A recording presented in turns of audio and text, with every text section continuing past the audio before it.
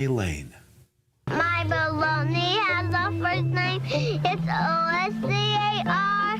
My baloney has a second name. It's M-A-Y-E-R. Oh, I love to eat it every day. And if you ask me why, I'll say, 'cause Oscar Mayer has a way with B-O-L-O-G-N-A. Oscar Mayer, the first name in Bologna. How's that? That's pretty good. So what is it, Bologna or bologna? Whatever you want it to be.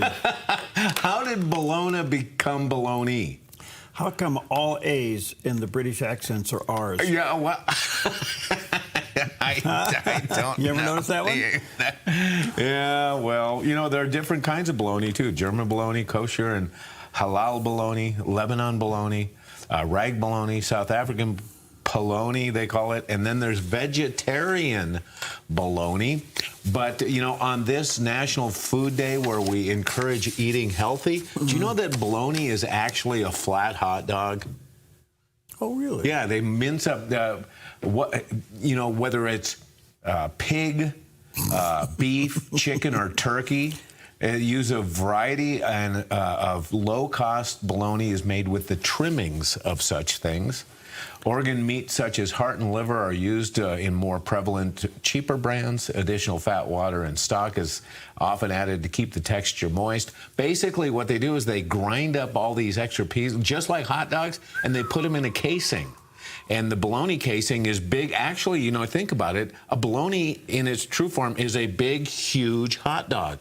And then it gets sliced up. Okay. Yeah, so put that on your griddle, fry it, and then put it into a hot dog bun and put all your accoutrements on it. Well, have you ever heard the term, that's bologna? Yeah, totally. I've been told that. Okay. So that's actually, that's another word that kind of gets misused is BS. Oh, no. Bologna sandwich. Well, here's the weather.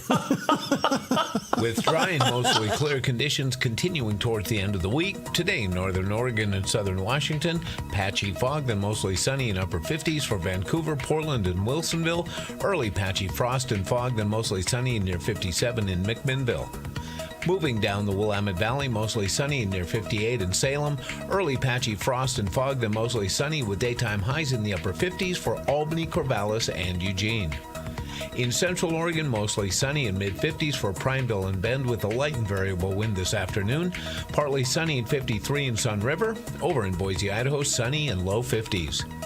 Along the Oregon coast, areas of fog, then sunny near 64 in Coos Bay. Mostly sunny with highs near 60 in Port Orford and 55 in Brookings. In Crescent City, California, becoming sunny and low 60s. Frost and dense fog this morning in the Rogue Valley, then sunny with lows in the low to mid-60s for Grants Pass, Medford, and Ashland. In the Klamath Basin, widespread frost, then sunny and near 57. Into Northern California, early frost, then sunny and near 60 in Wairika. Sunny skies and breezy with daytime highs in the mid to upper 70s for Redding, Chico, and Sacramento with gusts up to 24 miles per hour. Sunny skies today across the Bay Area with daytime high temperatures near 77 in Santa Rosa, 75 in Napa, and near 72 in San Francisco with a light northwest wind this afternoon. And today in San Jose, sunny and near 76. It's a look at your Thursday weather on the Dove. Okay, that's Jerry with a headlamp on, looking for snow. And it looks like we're on the Comer chair this morning, and there's nothing but black out there except one lone light down there at the lodge, so enjoy that. Okay, well, there you go. Here we have Billy Graham, and he recounts the story of the blind beggar who Jesus asked, "What do you want me to do?" And there was a surprise on the face of the people in the crowd to call that poor old blind beggar filthy and dirty. The first time anyone, I suppose, had ever called him. Someone threw his cloak about him. Someone gave him his cane. He threw them both away and came running and fell down before Jesus. And Jesus asked him a strange question. He'd been blind all these years, and Jesus asked him, "What do you want me to do for you?" Can you imagine that? What do you want me to do for you? And he said, "Lord." And that word Lord means that at that moment he had received Christ into his heart. "My very own Lord, that I might receive my sight. And I think he was talking not only about his physical eyes, but his spiritual eyes as well. Scientists believe that 33 million of the 42 million blind people in the world either can be cured or their blindness could have been prevented. Spiritual blindness cannot be prevented. It's caused by sin, and we all have it. But it can be cured by the Lord Jesus Christ.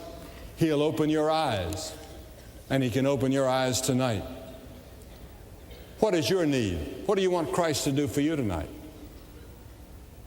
What do you want me to do, He said. Well, there you go. What do you want me to do? Well, that also suggests ask, and then be clear about your request. Yeah. You know, I think sometimes we beat around the bush. Yeah. Yeah, we pray about all these other things, hoping that the Lord gets it. Yeah. You know, well, just tell Him. Yeah. Yeah. All right, good morning to you. A new form of baloney is put into a weather forecast. Here it is. No, we already did that. Did we do that? Yeah, we did that. Oh, we got okay. the bologna already. It's sliced and served. Thanks Okay. anyway, though. There you go. I tried.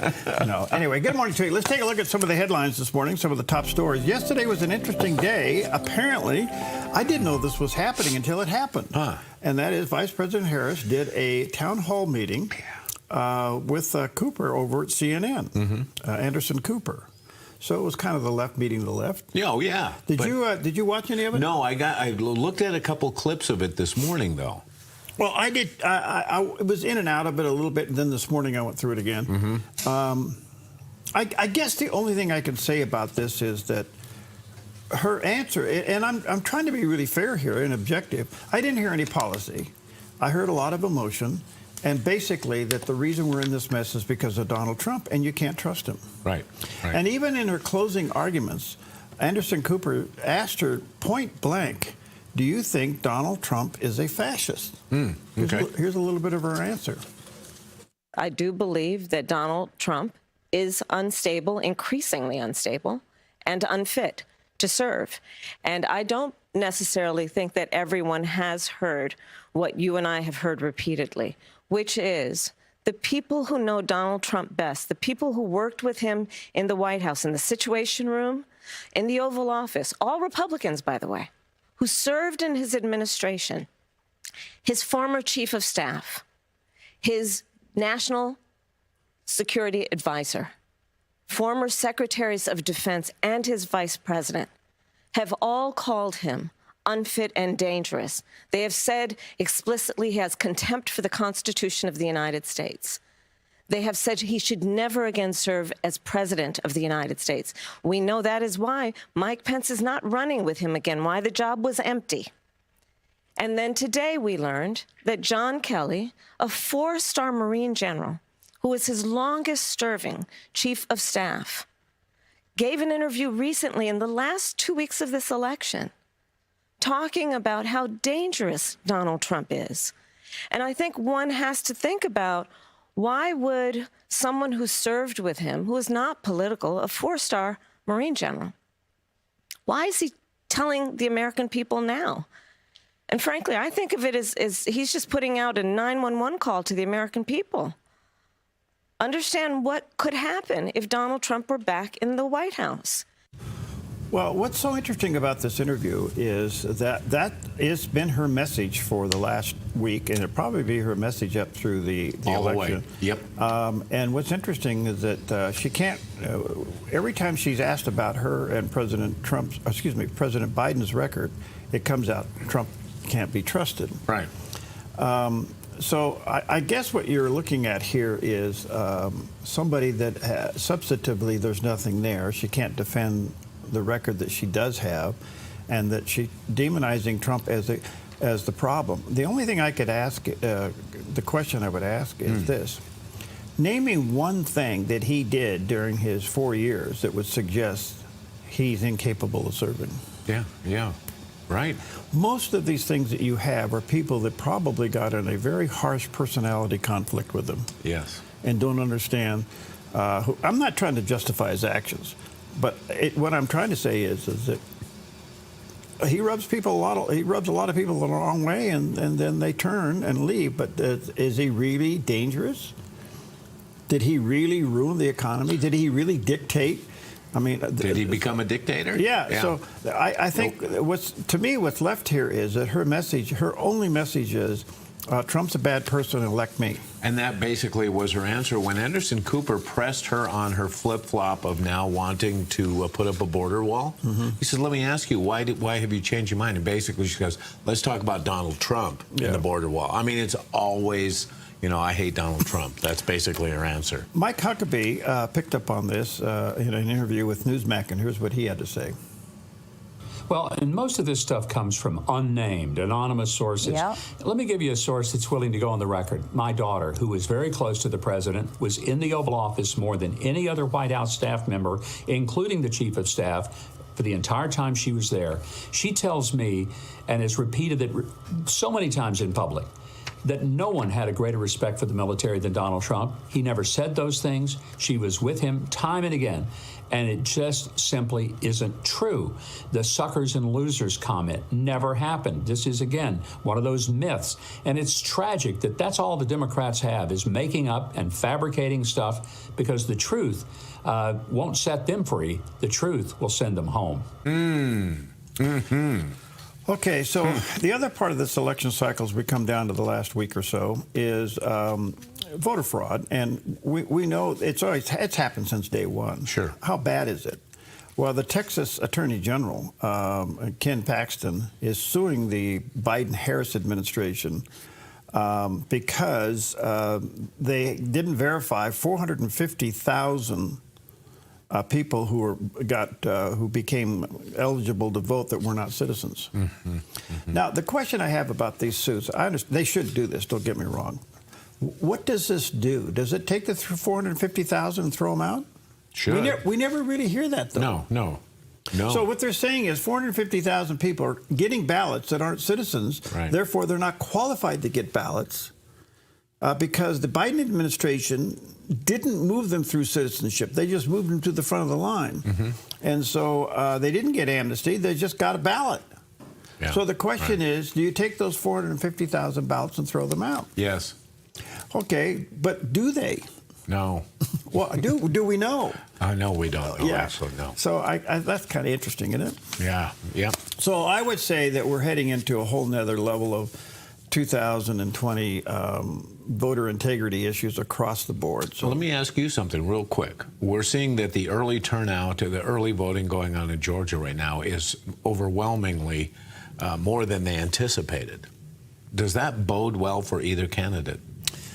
Well, I don't know the numbers as far as blue versus red. I've been told and read where early voting is high red. The question is, will late voting be high red? Oh, because traditionally, red doesn't early vote very well. Right. So yeah. I don't know. I don't know. I think, though, that we will see a heavy turnout this go around.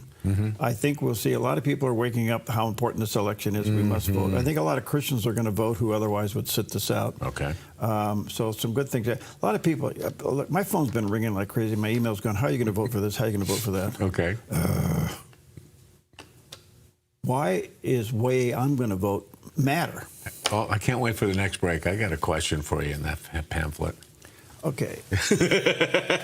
Pam and I were sitting down with it last night, and I said, you know what? This appears to be this, but what it really looks like to me is something different. And I want to ask you about that. Okay, I can't tell you how to vote, but I can tell you how I'm going to vote. Okay. All right. I'll think about it when we come back. Okay. The same God who led you in will lead you out. So take all the fear and doubt.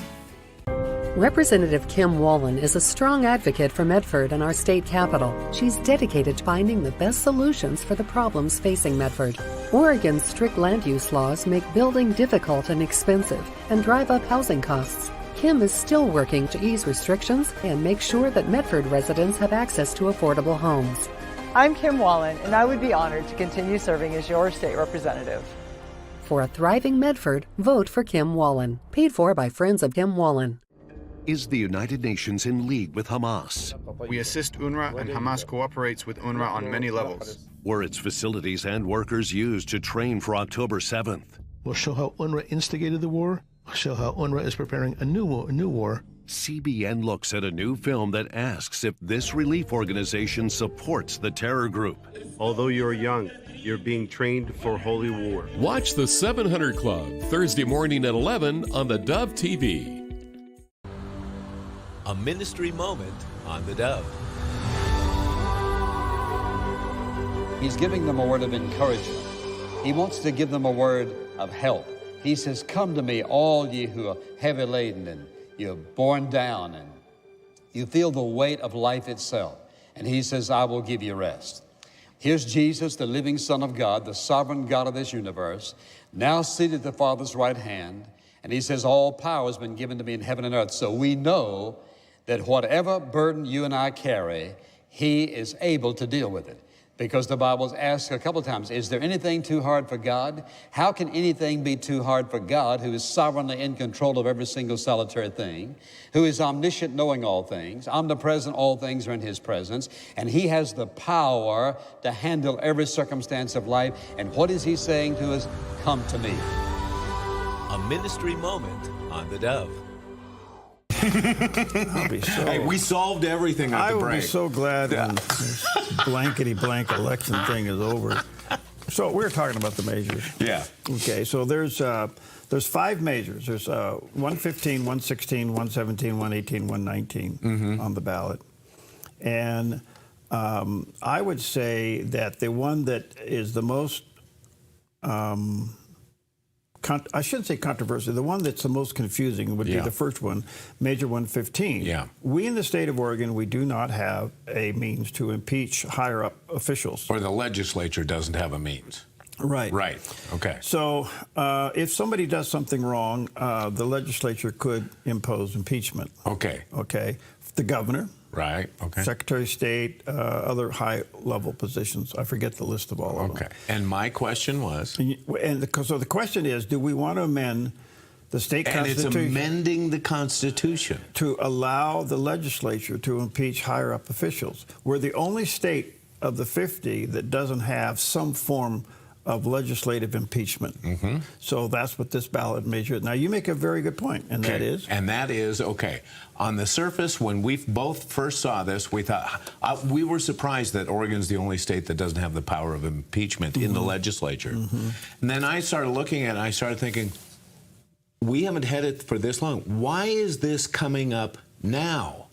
Now, when we have a supermajority of Democrats in the legislature who would now control this power of impeachment, Republicans would never be able to bring anybody up for impeachment. The only people that get impeached are people that Democrats decide that they want to impeach. So why now and why not before? And I think there's something fishy about this. Okay, and I think that is a concern because we are a supermajority state. But think about this. Okay, now here's the other part. Okay. Who's governor? A Democrat. Who's Secretary of State? A Democrat. Who's State Treasurer? A Democrat. Who's Attorney General? A Democrat. Who is the Commissioner of the Bureau of Labor and Industries? A Democrat. So what do we need impeachment for? Here's my question. Are we sure that this does not include, those are the only people? So the legislature can't impeach their own? I don't think on this bill they can. But I don't know that to be... I think that's the big question. Because now they can go after whoever they want if that is the case. So like I said, it's like, why now? So, why now? Why? So it's a good point. So Measure 115, you would have to decide what you want to do with that, a yes or a no. The argument is we're the first state, we're the only state that doesn't have this ability. So this would give the legislature the ability, okay? Yeah. But right now with the supermajority, it doesn't really matter. So I don't know. Yeah. Measure 116, 117, 118, and 119. You know, I can't tell you how to vote. I'll tell you how I'm going to vote. Okay. And that is something I say on the air a lot. No is a complete sentence. No. Yeah, it's true. Okay. Okay. Okay, let's move on. All right, it's please. a measure now. I didn't tell you about a candidate. Boy, am I getting the calls on the candidate. Oh, yeah. The only thing I can say about candidates, and this sounds very partisan, I guess it is, I don't know how else to say it. You better vote conservative, or you're going to. There's people on this ballot that their philosophy will ruin things, even down to mayors, to county commissioners. You better vote all the way down the ballot. Oh, yeah, right. And you better know what you're doing. Right, yeah. Because there's people putting out literature out there that is just flat. You talk about baloney. Yeah. It is a whole new form of baloney. Yeah. Okay. Yeah. Bologna sandwiches. But the other thing that's happening, Amazon, did you know that we have a, Oregon has a long-standing ban on nuclear reactors. Okay. Okay. Yeah. So Amazon's coming along, the e-commerce giant, and has announced last week that they are partnering with several energy companies to develop a small modular nuclear reactors, what they're calling SMRs, that includes an agreement with the consortium of Washington State utilities to develop and build reactors in the southwest Washington that would help power data centers across the Columbia River into Umatilla and Morrow counties. In other words, to run their businesses. Small little nuclear reactors that would power their buildings. Interesting. You know, we heard a while back that there was this wave coming of the small reactors instead of the giant ones that we've seen in the past. Right. There's a picture of them. They're not very big. No kidding. But the interesting thing is they work. I bet, yeah. And here's the argument. What? They're clean. Yeah. Yeah. So what are you going to do? Yeah. What do you think about this? Because you have the big nuclear meltdown plant up there in the Tri-Cities, and they're still trying to bury that problem. Well, you know, I think nuclear power is an element that has been demonized, and we know why. We've seen some of the instances in the past. But I think there is a new generation coming, and I think this may be it. So is Amazon now trying to use these small ones to power their businesses? We have some big Amazon buildings here in the Pacific Northwest. We got a big one across the street.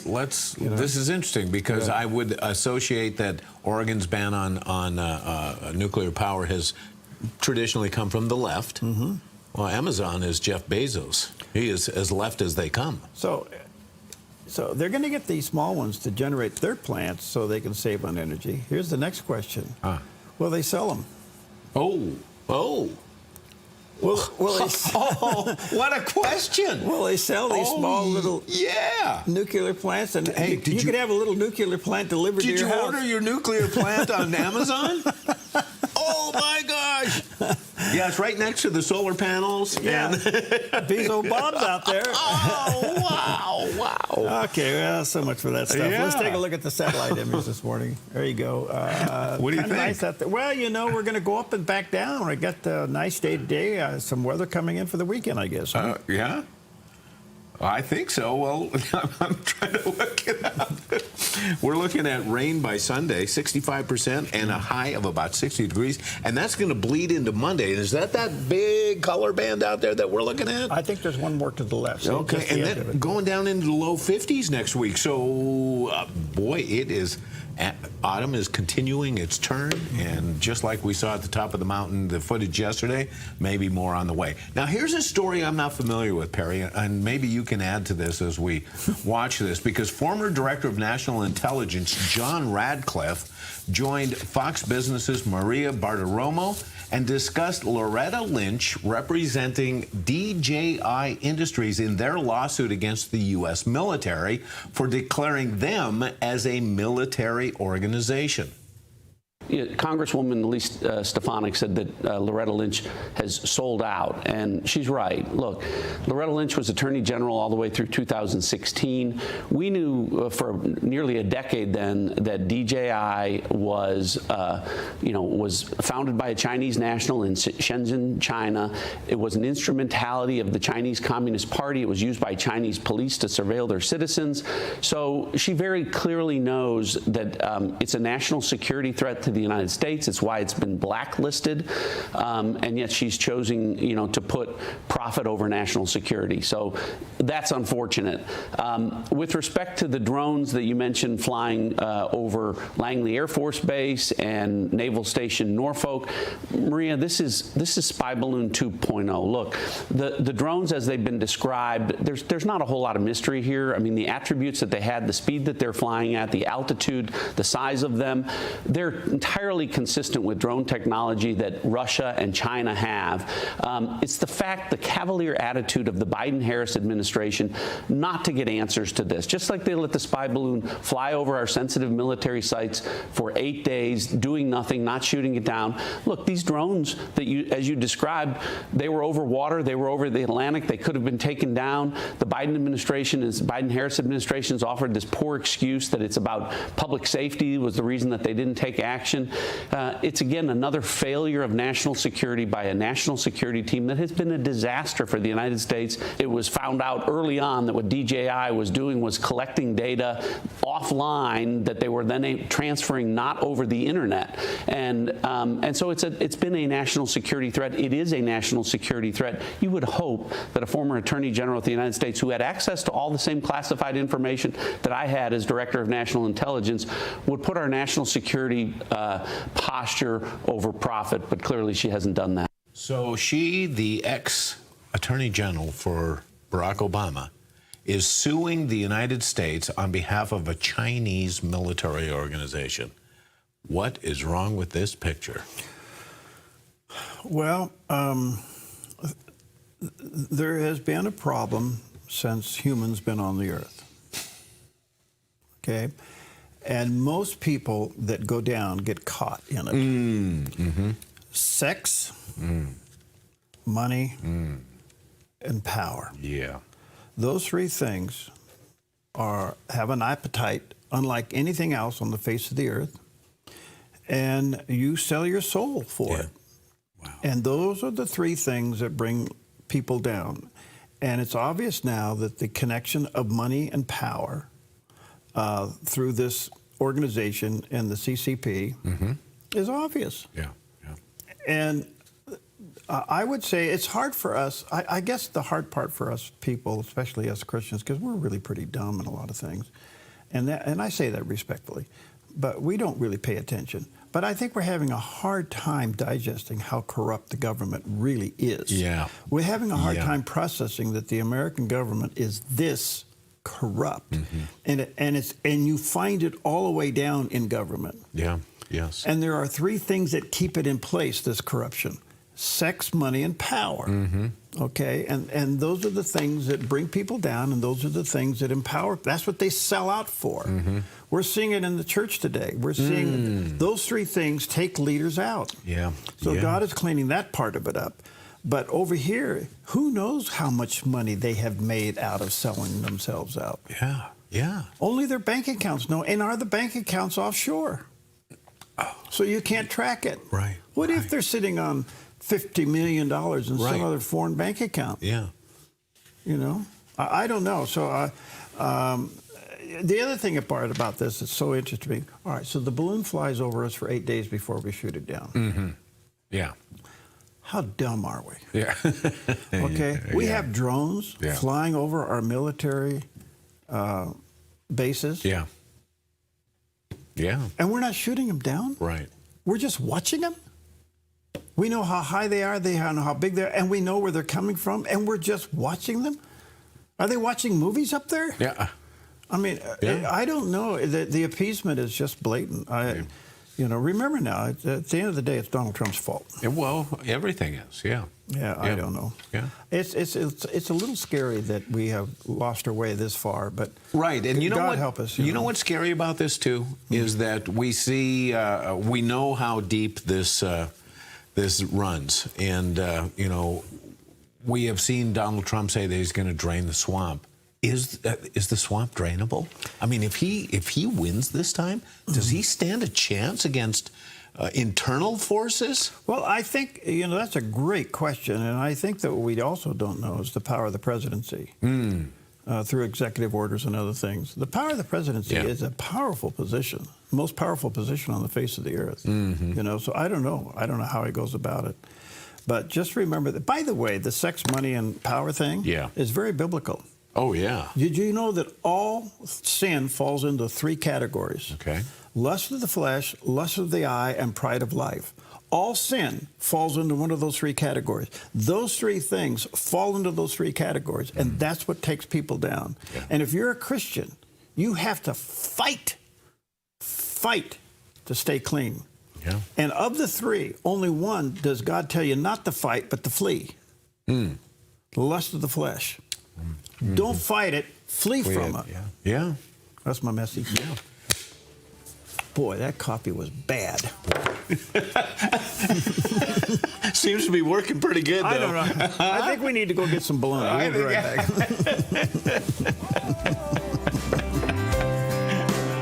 When a heart is cold as ice, you can't melt it with advice.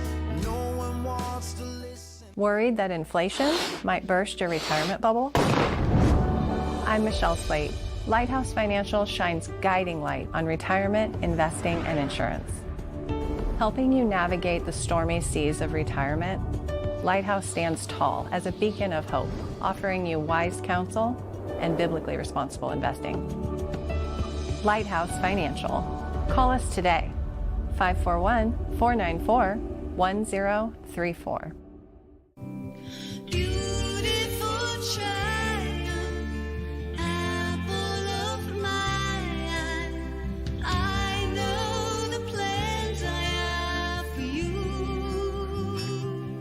Hi, I'm Terry Shamar, Church Relations for Operation Christmas Child in Grants Pass, Oregon. I'm here to talk with you today about a unique opportunity to spread the gospel to children throughout the world by sending a shoebox of love and hope. Each child is precious in God's sight. Jesus said, "Don't hinder the children to come to me." You can be a part of the Great Commission by picking up a shoebox at your local church or any of these locations. Bless these little ones and you will reap a great harvest. Have a wonderful Christmas and God bless you. The child after my own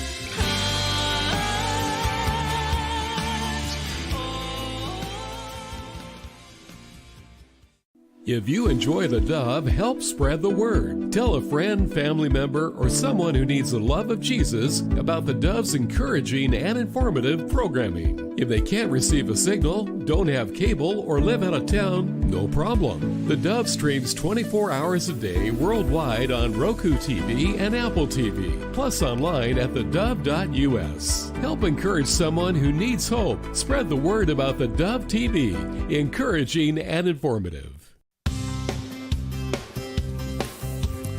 Good morning. Oh boy, my emails are popping here. Good, we're having a good morning. Well, I don't know. Yeah. That's kind of an indicator, isn't it? I just changed my address, so you can't get through to me. Don't forward it to me. No, I'll forward it to you. Thanks. Anyway, happy Thursday. Oh, thank you. No, don't get me wrong. You know what's interesting? The only correspondence I don't read are the ones that are not signed. Oh, yeah. I get a lot of letters.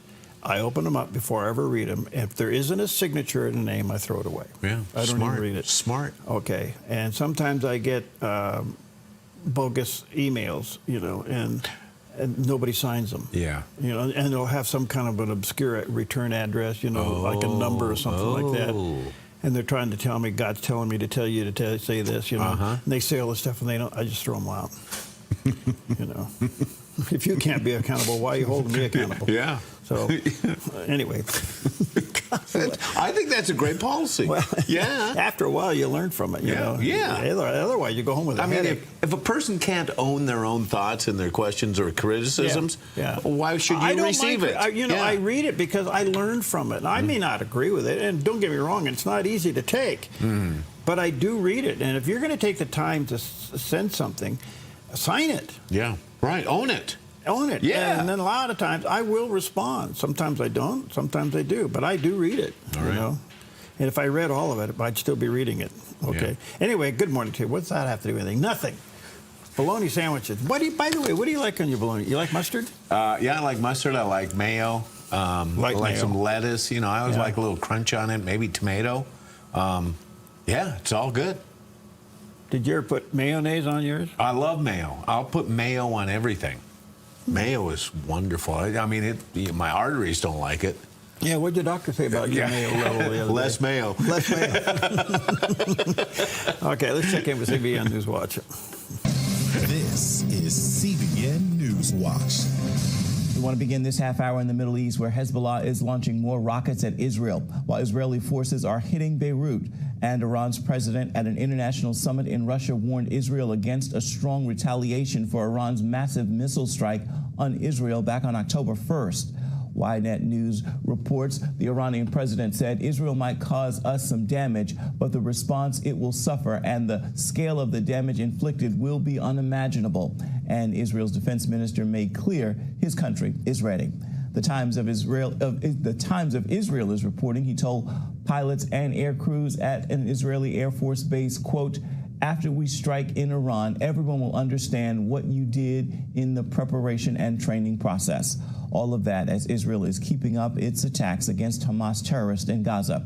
Chris Mitchell reports now. He's in Jerusalem. More than 1 year later, Israel is making significant strides to defeat the Hamas terrorists who committed the worst atrocity against the Jewish people since the Holocaust.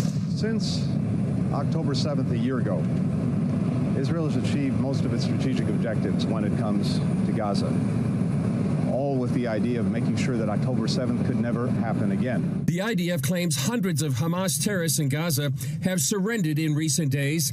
The military also released information claiming 6 Al Jazeera journalists are affiliated with Hamas. Up north, Hezbollah fired more than 130 rockets into Israel, while the IDF continues to pound Hezbollah targets throughout Lebanon. Retired General Amir Avivi, head of the Israel Defense Security Forum, tells CBN News Hezbollah is being defeated. The morale is very low. They are scared. They are running away. Occasionally, they put some resistance, but much, much lower than anything we expected. So overall, if we continue to attack systematically, there is a chance that we'll see this organization militarily dismantled. Amir believes this might be the time the Lebanese could reclaim their country. We're hoping that in Lebanon, the Lebanese people and the different groups in Lebanon, the Sunnis, the Christians, the Maronis, the Druze, will seize the moment and really get rid of Hezbollah. Lebanese Member of Parliament Nadim Gamayel, a Christian, blames Hezbollah for Lebanon's woes. They got themselves into this crisis, and they need to bear the responsibility. They should not think, not even for a second, to come to us and ask us to bear the responsibility. We will not solve the crisis for Hezbollah. In order to solve its crisis today, Hezbollah needs to hand over its weapons. Chris Mitchell, CBN News, Jerusalem. Chris joins us now from Jerusalem with more. Chris, clearly many people in Lebanon don't want Hezbollah there, but how difficult would it be to expel them from the country or to defeat them? Well, Ephraim, if you asked that about a month ago, you would say it'd be very, very difficult. But what's happened in the last month, or even more, is that Hezbollah has been dismantled and decapitated its leadership in so dramatic ways. Lebanon actually has been entrenched there since the early 1980s. But what the Israel is doing is they're dismantling the military structure throughout southern Lebanon. The villages along the border have been taken over by IDF forces. The economy is being, which Hezbollah ran a shadow economy there in Lebanon, that's being dismantled and demolished. Billions of dollars have come from Iran and other sources into Hezbollah, and now those coffers are being literally dismantled. So if you ask that, like I said, about a month ago, you'd say maybe very, very difficult, but it's getting increasingly easier to see that Hezbollah may be diminished as a military and a political force inside Lebanon. Chris, how serious are the ongoing Hezbollah attacks on Israel? Well, they're very serious, Ephraim, and potentially very deadly because not only of the rockets, but sometimes the interceptors The debris comes down and can hurt or kill people and damage property. So they're very dangerous. However, having said that, Ephraim, Yoav Gallant, the Israeli defense minister, says that Hezbollah has depleted or they have destroyed about 70% of their rocket arsenal. And so they're actually depleting those rockets day by day. So you wonder how long they're going to be able to continue this, much like Hamas did in the Gaza Strip. They were actually been able to fire missiles for maybe several months, but once the IDF captured and destroyed most of those missiles in the Gaza Strip, Hamas hasn't been able to fire any missiles. Hezbollah, it looks like the same thing will happen to them, that they, given more time, they may not be able to fire the missiles. And this really danger that Israel had been facing for many years may be eliminated.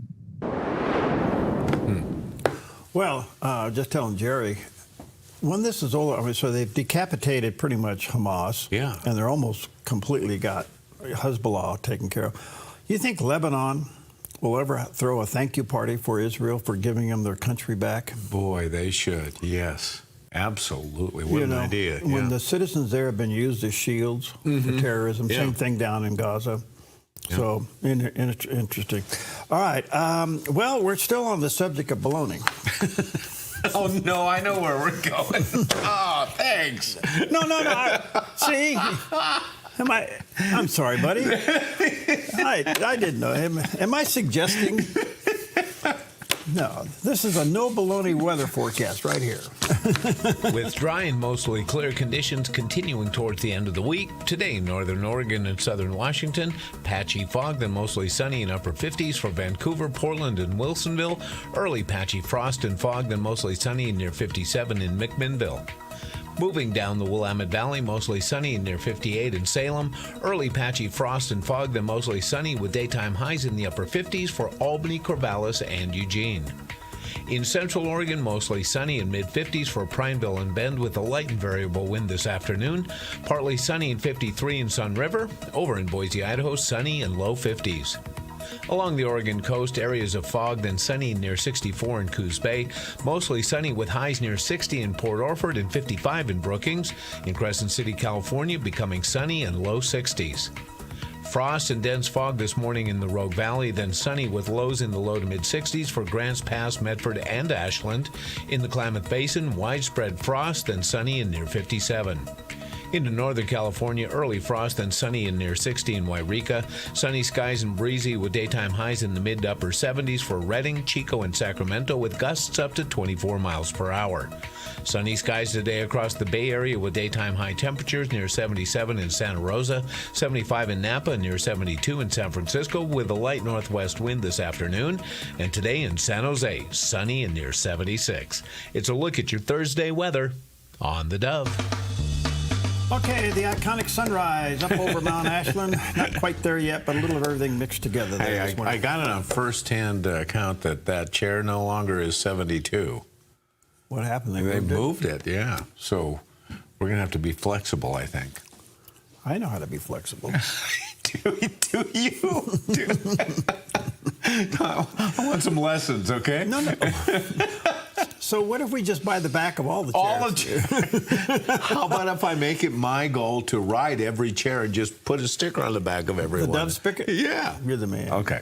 All right. Now, we've long had a fascination with daredevils attempting death-defying stunts. Mm-hmm. And it was on this day, October 24th, 1901, when a 63-year-old school teacher named Annie Edson Taylor becomes the first person to successfully take the plunge over Niagara Falls in a barrel. After her husband died in the Civil War, the New York-born Taylor moved all over the U.S. before settling in Bay City, Michigan around 1898. In July 1901, while reading an article about the Pan American Exposition in Buffalo, she learned of the growing popularity of two enormous waterfalls located on the border of upstate New York and Canada. Strapped for cash and seeking fame, Taylor came up with the perfect attention-getting stunt. She would go over Niagara Falls in a barrel. Taylor was not the first person to attempt the plunge over the famous falls. In October of 1829, Sam Patch, known as the Yankee Leaper, survived jumping down the 175-foot Horseshoe Falls of the Niagara River on the Canadian side of the border without anything on him.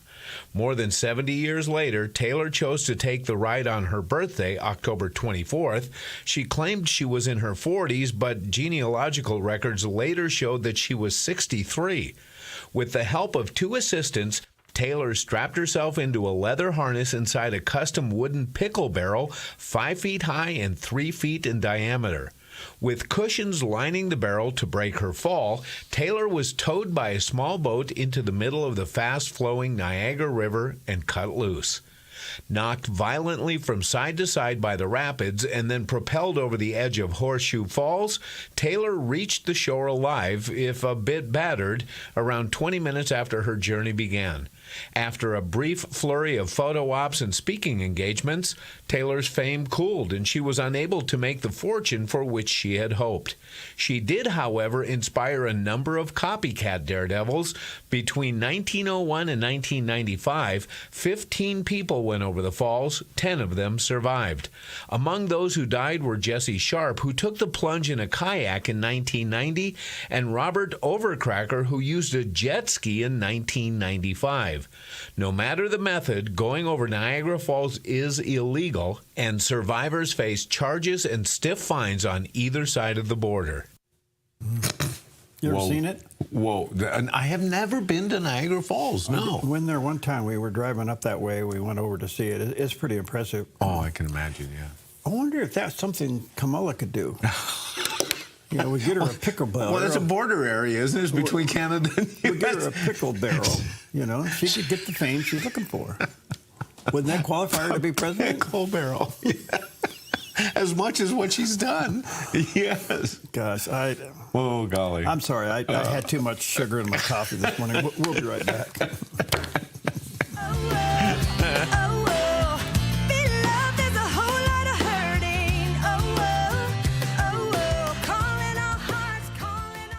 For 68 years, Ray's Food Place has been the fresh choice for your family. We're your local employee-owned grocery store. Count on us for hot buys every week and fantastic Friday one-day deals. Here's this week's one-day special offer. But remember, fantastic Friday deals are only available one day each week. Community-focused and convenient. That's Ray's Food Place. Proud to be your local employee-owned grocery store. It's time to run to Ray's.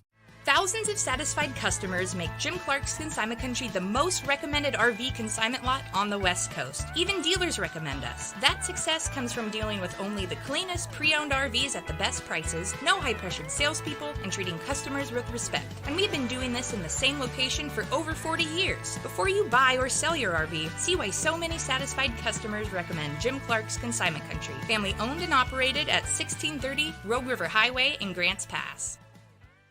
We're to encourage one another. Has God touched your life? Many of us have a testimony, a story to tell. The Dove TV wants to know so we can encourage others needing hope. If you'd like to share yours, record a video of your story and send to the Dove. Go to thedove.us/a story to tell for complete details. We'll be playing these videos over the air to encourage lives. Consider sharing your story. From the Dove TV, encouraging and informative. Christ belongs to all people. He belongs to the whole world. For 60 years, Billy Graham and his team took the message of Christ to the world. Have you been born again? Telecasts of Billy Graham crusades continue to reach millions with the gospel. If you repent, he will forgive. Relive these moments on Billy Graham Classics. Jesus said, "Follow me. Come and change the world with me." Billy Graham Classics, Fridays on the Dove TV. Hey, good morning to you. 8 minutes before the top of the hour. Of course, the question is, what is the end game for both candidates running out there? And it appears, after yesterday's town hall meeting with CNN, Vice President Harris's, end of campaign message is Trump shouldn't be president.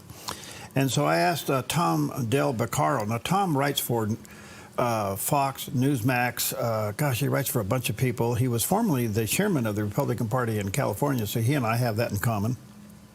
And I did ask him, I said, what do you see happening now with the Harris campaign between now and the end? And here's what he had to say.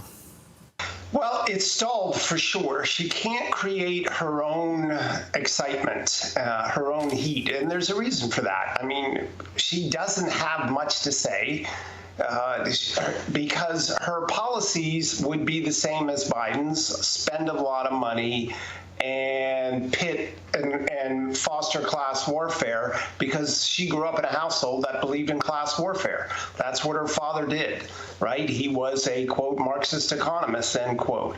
And so when her campaign, remember, 6 months ago, they said she should be dropped from the ticket because she's so lackluster. That's a nice word I'm using today, because I know you quoted the Bible earlier, so I'm using lackluster today.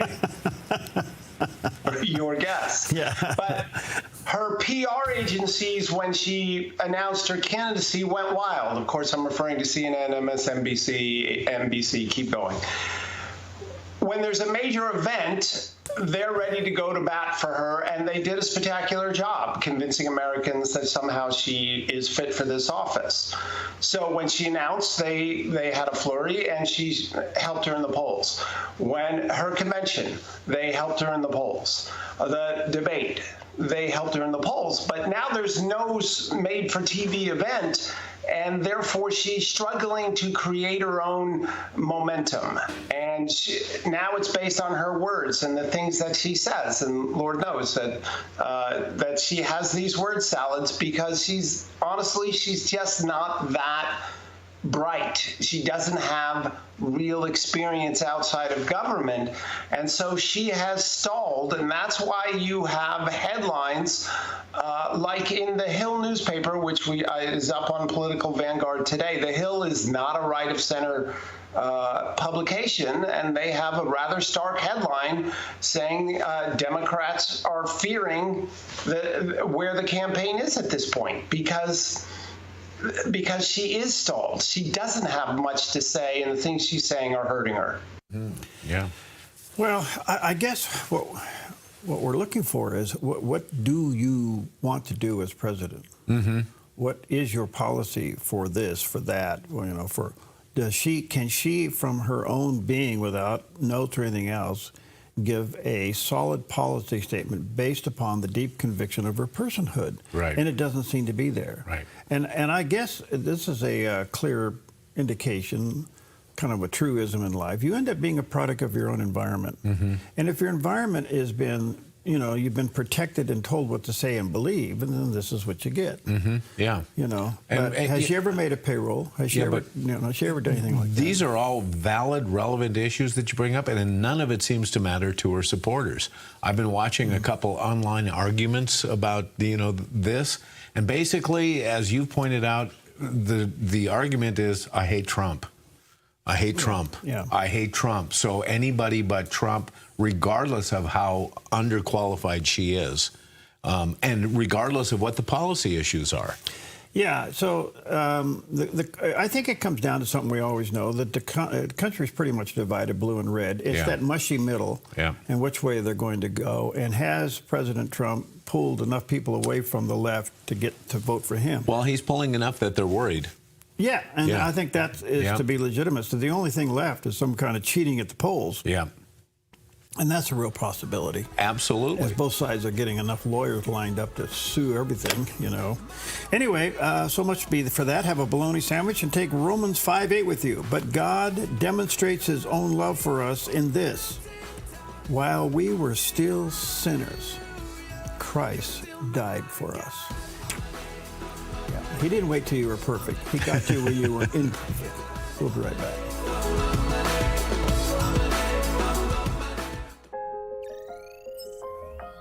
The Lennox iComfort S30 thermostat can sense changes in your environment. It even knows when you come and go. So now your home's most important system is also the smartest. Metal Masters can give you the smartest home comfort system available. It knows when you're away and adjusts when allergens and humidity get uncomfortable. Trust Metal Masters to provide perfect air for your family. Lennox. Air is life. Make it perfect. Stewardship begins with the knowledge that nothing belongs to us, but everything belongs to the Lord.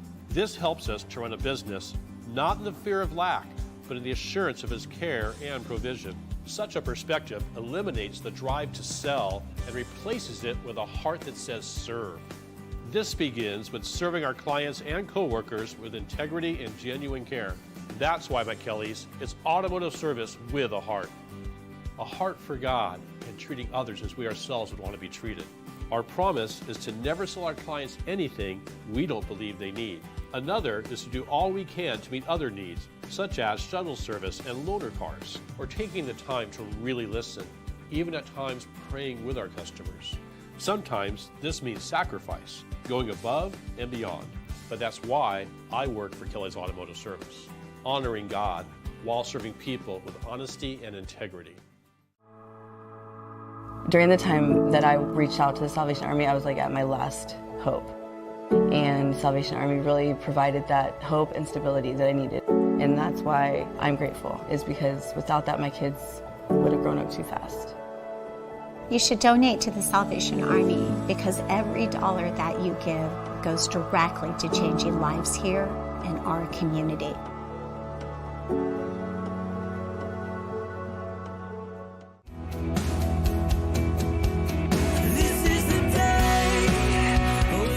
What kind of life are you living?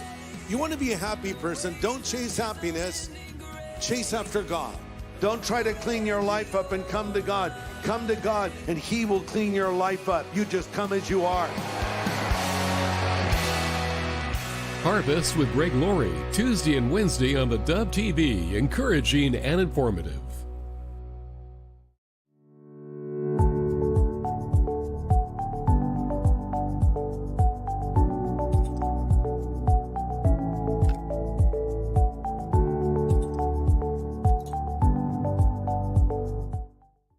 You're watching the Dove TV, encouraging and informative for Chico and the North State.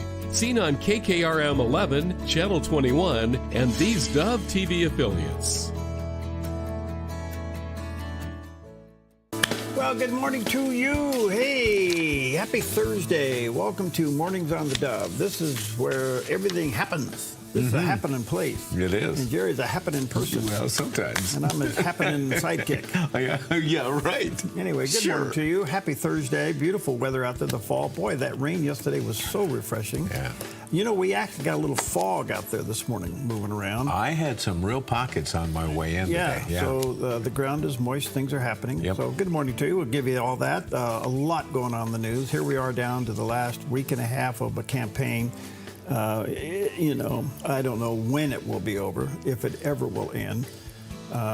Sure wears you out, doesn't it? Oh, gosh, yeah. Yeah. Yeah. So anyway, we'll do our best on that. I've been getting a lot of calls, emails about, you know, how are you going to vote on the measures? Why does it make any difference how I'm going to vote? How are you going to vote? I will say this about this election cycle. There's more at stake here than just the two top people. If every county, every area, that wherever you are listening and watching, you look down the ballots, and there's some things and issues on the ballots and candidates you really need to pay attention to, because if the wrong person gets in at a county chairman, commissioner's level, or mayor, a city council, believe me, things can really go haywire. Well, right, but and I understand the questions to you about, you know, how you're going to vote on this measure and such, because sometimes the ballot measures are written in such a way that our vote means the, you know, when you vote for something, it means the opposite. You're voting against it. Right, and that is very difficult. I would say there's some great guides out there. This is one of them. We're almost out of these, but you can go online. Just about every organization has a voter's guide. This one's been very good because it not only covers, this is the state of Oregon, by the way, it's the Oregon Family Council, and it does list all the candidates, and it does list the measures. And I think that what they have said on the measures is pretty spot on. There's one they say yes on, some people say no on, your position on, and that is whether or not in Oregon we should change the Constitution to let the legislature impeach the governor, the Secretary of State, the State Treasurer, the Attorney General, and the Commissioner of Labor, Bureau of Labor and Industry. Those three positions are basically untouchable. We're the only state in the union that doesn't have something where we can impeach that layer of leadership. Yeah, are we going to chat about this later, or do we get to tackle it now? No, we'll tackle it later. Okay, all right. Because I think your argument's good. It just occurred to me. Yeah, that's no, it. well, that's, you're drinking water. I converted back to water. You're drinking water. I went back to water because my first hour was pretty tough, and I needed to lower the temperature a little bit. I love it. Anyway, good morning to you. Right. What's going on? Well, today is National Food Day. I mean, just what we really need, right? More discussions about food. Yeah, well, This one, though, is about healthy and nutritious foods. Okay. And so whatever that means to you, I mean, I have salad part of my lunch, and I'm trying to eat healthy, and we all try to clean up the things that we eat.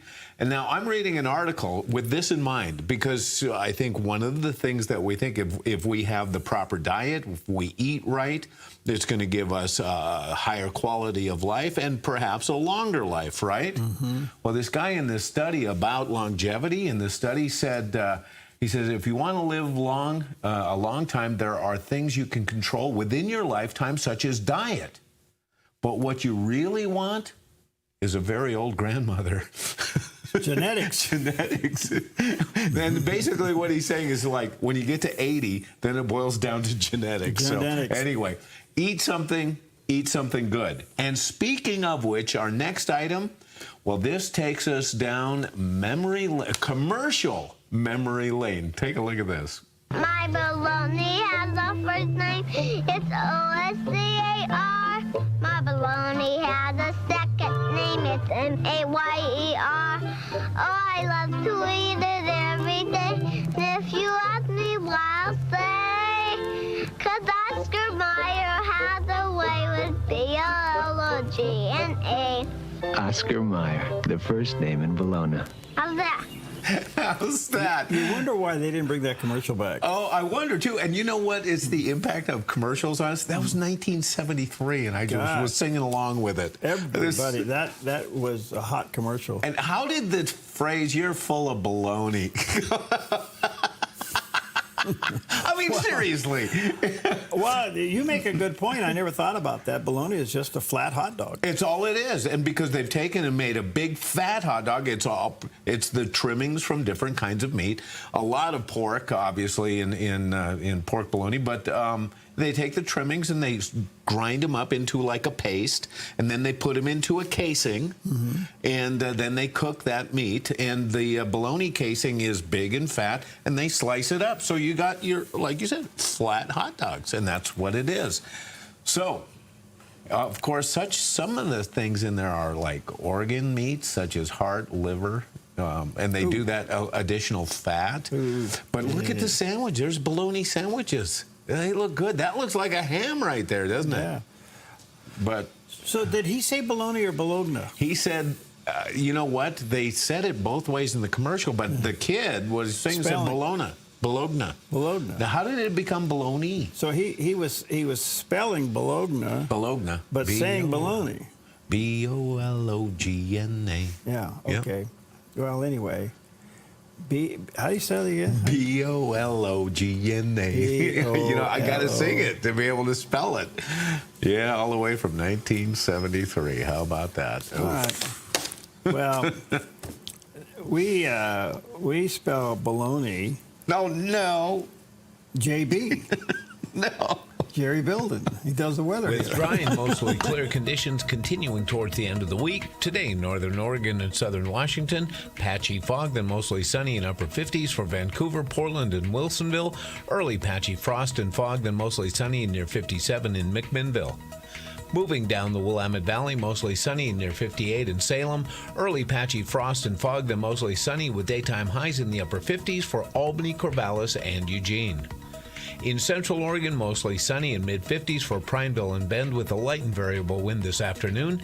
Partly sunny and 53 in Sun River. Over in Boise, Idaho, sunny and low 50s. Along the Oregon coast, areas of fog, then sunny near 64 in Coos Bay. Mostly sunny with highs near 60 in Port Orford and 55 in Brookings. In Crescent City, California, becoming sunny and low 60s. Frost and dense fog this morning in the Rogue Valley, then sunny with lows in the low to mid-60s for Grants Pass, Medford, and Ashland. In the Klamath Basin, widespread frost, then sunny and near 57. Into Northern California, early frost, then sunny and near 60 in Wairika. Sunny skies and breezy with daytime highs in the mid to upper 70s for Redding, Chico, and Sacramento with gusts up to 24 miles per hour. Sunny skies today across the Bay Area with daytime high temperatures near 77 in Santa Rosa, 75 in Napa, and near 72 in San Francisco with a light northwest wind this afternoon. And today in San Jose, sunny and near 76. It's a look at your Thursday weather on the Dove. All right, a little snow on the ground. There you go. Hey, Top of Mount Ashland. That's the real deal right now. That's it. Look at that. There's white stuff on the ground. Yeah, there you go. That's the very top of the hill. And for those watching on radio, you look at the sunrise, a few minutes away from a full sunrise up over the hill. At the top of the chair at Mount Ashland, looking down. Good stuff all the way. So they moved chair 72, huh? Yeah, they've been spinning the chair there. I have a feeling they're starting. That's part of the preparation for this coming season. And it's not just getting the chair in working order. They're probably hauling stuff up to the top hut up there, you know, because you got to have both of those sections manned. And so it's all preparation, and it's all good. Yes, indeed. Okay, well, what do you want, justice or do you want mercy? Ooh. Here. Well, I want mercy. I get justice. Here's some encouragement from the Reverend Billy Graham. And in desperation, Bartimaeus cried at the top of his voice, Jesus, thou son of David, have mercy on me, have mercy on me. And the other beggars said, close your mouth, close your mouth. The magistrates will hear about this and they'll come and put us in prison. But he kept on crying out. This was his one moment, this was his one chance. Jesus was there and he was going to take advantage of it. And the others said, keep still, Bartimaeus. Who wants to hear anything from a poor old beggar like you? But the more they rebuked him, the more he cried out. And I want you to notice several things about it. First, he cried for the right thing. He cried for mercy. He needed other things.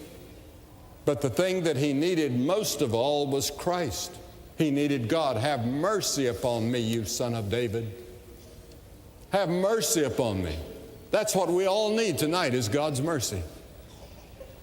Mercy. When I stand at the judgment seat of Christ, I'm not going to say, Lord, I want justice. If I get justice, I'm going to end up in hell. I want mercy. And God has offered his mercy from the cross, and he says, I will forgive you and cleanse you from every sin that you've ever committed. You'll never have to face the judgment. You will never be in danger of hell if you surrender your life to Jesus Christ. Mm-hmm. Well, there's the gospel in a nutshell. Yes. God have mercy on all of us. Absolutely. All right, 10 minutes past the hour. Let's take a look at some of the top stories for this Thursday morning. And yesterday, I didn't pay much attention to it. Then I came back to it, and that was, did you know that was going to happen? Did you know that Vice President Harris was going to do a town hall with Anderson Cooper on CNN? I actually saw a blurb early in the day yesterday, but that was the first I'd heard of it. Yeah. So she was... I guess Anderson a couple of times did push her a little bit on some things, and which was good. You know, maybe that's a way of CNN saying, you know, we can be tough too. Yeah. But the answers didn't come out of. She really didn't answer the questions. The questions were Donald Trump shouldn't be president. Right.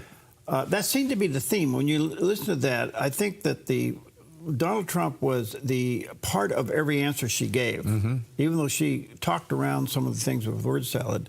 So I don't know if this is the advice that is being given to her as the end game for the campaign, to speed up on Trump. I think so. So at the very end, she was given an opportunity, as always, to make a closing statement. But prior to the closing statement, Anderson Cooper, do you really believe that Donald Trump is a fascist? And here's what she said. I do believe that Donald Trump is unstable, increasingly unstable, and unfit to serve. And I don't necessarily think that everyone has heard what you and I have heard repeatedly, which is the people who know Donald Trump best, the people who worked with him in the White House, in the Situation Room, in the Oval Office, all Republicans, by the way, who served in his administration, his former chief of staff, his national security advisor, former secretaries of defense, and his vice president have all called him unfit and dangerous. They have said explicitly he has contempt for the Constitution of the United States. They have said he should never again serve as president of the United States. We know that is why Mike Pence is not running with him again, why the job was empty. And then today we learned that John Kelly, a 4-star Marine general, who was his longest-serving chief of staff, gave an interview recently in the last 2 weeks of this election talking about how dangerous Donald Trump is. And I think one has to think about, why would someone who served with him, who is not political, a 4-star Marine general, why is he telling the American people now? And frankly, I think of it as he's just putting out a 911 call to the American people. Understand what could happen if Donald Trump were back in the White House. Well, what's so interesting about this, I think she's making a point that does seem to resonate with some people, obviously Trump haters, but it's also become her shield not to answer anything specifically. Yes, yeah. So it's given her a cover to demonize him at the cost of not, A, owning up to their own decisions over the last 4 years and policies, and whatever her policies would be going forward. We just don't know what they are. Yeah. The only thing we can say that they are, it would be more of what we now have. So in the meantime, Mike Huckabee picks up on this. He was a guest there. Newsmax talked about the only thing left is for the Dems to continue to smear Donald Trump. And here's what he had to say. Well, and most of this stuff comes from unnamed, anonymous sources. Yep. Let me give you a source that's willing to go on the record. My daughter, who was very close to the president, was in the Oval Office more than any other White House staff member, including the chief of staff, for the entire time she was there. She tells me, and has repeated it so many times in public, that no one had a greater respect for the military than Donald Trump. He never said those things. She was with him time and again. And it just simply isn't true. The suckers and losers comment never happened. This is, again, one of those myths. And it's tragic that that's all the Democrats have, is making up and fabricating stuff, because the truth won't set them free. The truth will send them home. Okay, so that's the antidote. I mean, Sarah Huckabee went off to be governor of Arkansas, and still a strong advocate of the president, former president. So kind of the tit for tat there. Yeah. In the meantime, there's a problem down in Texas. The Texas Attorney General, Ken Paxton, is suing the Biden and Harris administration for not providing information that the legislature says he needs to verify the citizenship of 450,000 potentially illegal voters. I don't know what you do with this. This is obvious now. The game plan of the open border is to get these people registered. Yeah. And Texas saying, you have to be a citizen, and the Biden administration isn't providing the information. And to me, the other part of this is, not to mention all the obvious things that the border problem provides, sex trafficking, illegals, terrorism, and the list just goes on and on and on. But it has ruined those who have been in line for years to become a citizen. Good point. It just stomped over the top of them. Yes, it did. Yeah. Who want to become a citizen, take a pledge to defend this country, and have the right to vote. And then all of a sudden, these people come over the top of them, give them all this free stuff, and here's a voter registration card. Yeah, and and that's why we see people who have come through and gone through the process legally stand up for, closing the borders up. You never see somebody who's gone through this process trying to defend the Biden administration's policies on the border. Yeah. Why have, one question, we'll use this as a break, why have so many Hispanics lean towards Trump? Oh, well, I think we're seeing it in especially young black voters as well. We're seeing the same types of trends because they're realizing this administration really hasn't done anything for them. The other thing is on the Hispanic thing, because you think a lot of the Hispanics coming up from Mexico, you know, that they would be welcome here because a lot of these people send money back to Mexico to help their families. Right. They understand one thing, the value of having a family in this country demands them to do it right so that they can worship the way they want to worship, that they can pay their taxes, they can do things right because they value being here more than they value being down there, and they want to stay here and do it right. Yeah. So it's an amazing thing, you know. So anyway, so do you buy anything from Amazon? Do I have. Do you on a regular basis? I have. Does Pam? She has. We live in the country, you know. I think country people are sometimes a little bit more prone because, you know, a trip into town adds time and money to your order. So, yeah, it's one of those weird things, yeah. Well, we got something coming up for you here in a minute. We'll share it with you when we come back.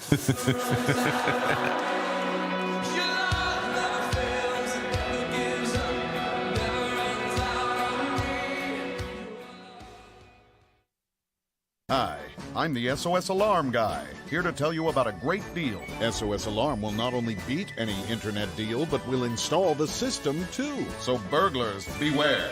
SOS Alarm for security and beyond.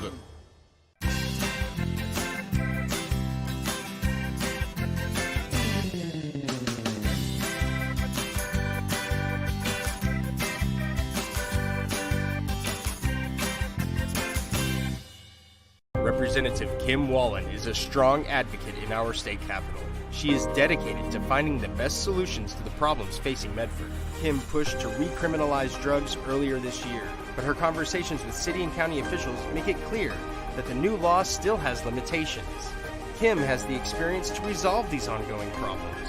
I'm Kim Wallen, and I would be honored to continue serving as your state representative. For a safer Medford, vote for Kim Wallen. Paid for by Friends of Kim Wallen.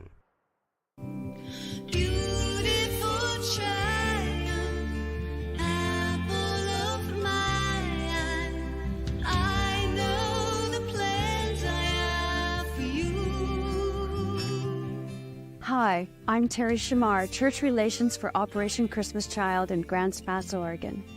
I'm here to talk with you today about a unique opportunity to spread the gospel to children throughout the world by sending a shoebox of love and hope.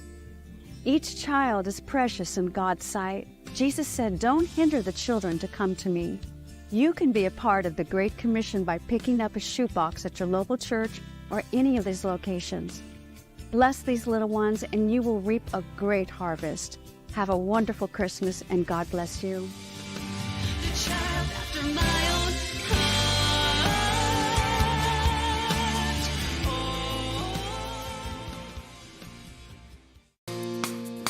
Okay, welcome back. Just a couple of quick things. By the way, if you don't have one of these voters guides, we have a few left here at the Dove. If you're in the Southern Oregon area, you can swing by and get some. You can go online. It's called the Oregon Family Council, and they do have it online. It does all of the candidates in the various counties and everything. But it also highlights the measures. I'm getting a lot of calls on the measures. And one of them is, Oregon is the only state that doesn't have any kind of laws that would impeach the higher people in the state. The governor, the Secretary of State, the Attorney General, the Commissioner of Bureau and Labor Industries, that higher echelon of public officials. So this Measure 115 would give the legislature the power to go for impeachment. It would call for a 2/3 vote in both chambers to make that happen.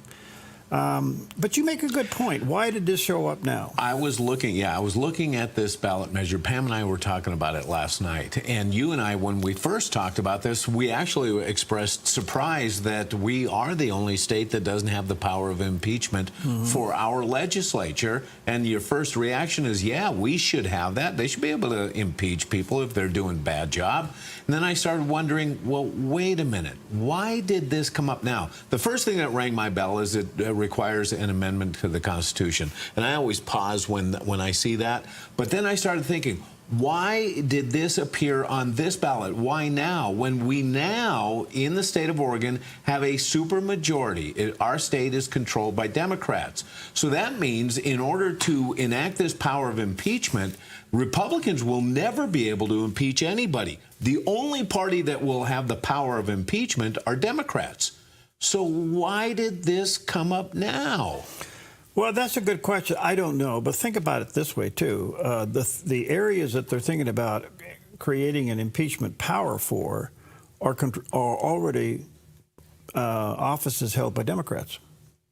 All those offices. Right now. The governor, yeah, a Secretary of State, Treasurer, the Attorney General, Commissioner of the Bureau and Labor Industries, all of those are held by Democrats.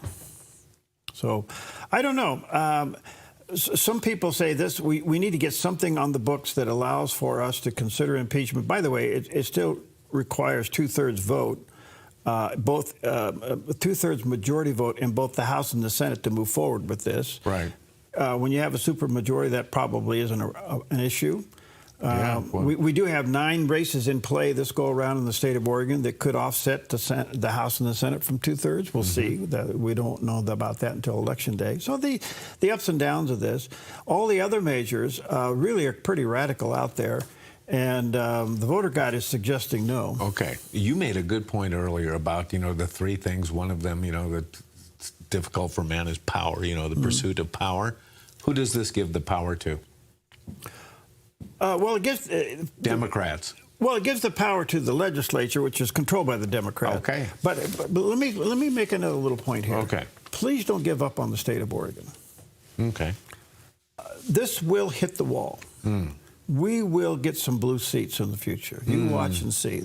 We cannot afford the road we're on California's road. And when we start losing industries, these seats will start to turn. Okay, just it's the law of reciprocity. What goes around comes around. So I'm not giving up on Oregon in the sense of just fatalistically saying, oh well, why bother?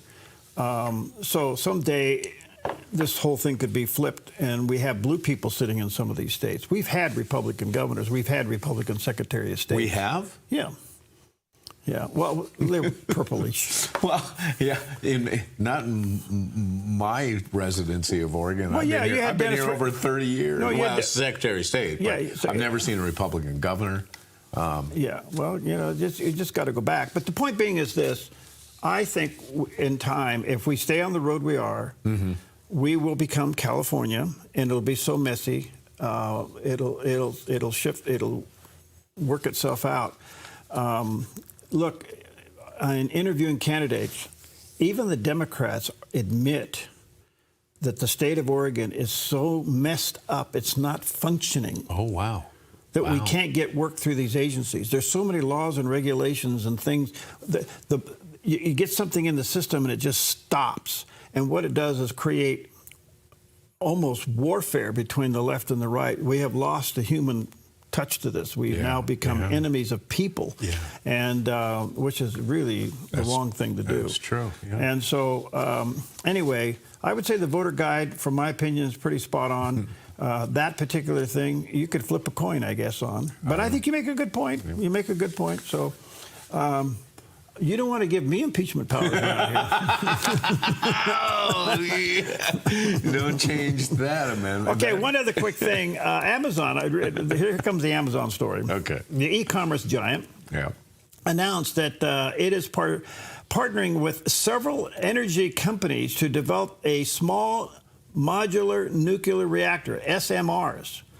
That includes an agreement with the consortium of Washington state utilities developing and build reactors in the southeastern part of Washington that would help power data centers across the Columbia River into Utilima and in Morrow counties where Amazon has some big installations. This is one way of getting around. Oregon has a ban on new nuclear reactors. But these are these little dudes. That was just, they showed a fan next to it. It was just bigger than a fan, just a little bigger than a fan. So Amazon is looking at getting SMRs to power their buildings, their data centers. Now, they have some big data centers in Oregon, big ones. I mean, it employs thousands of people. Yeah. So this is one way. I wonder, what do you do with this? Now, the other thing I asked, you see the picture of these little SMRs? Yes. What if you could order one on Amazon and have it shipped to your house?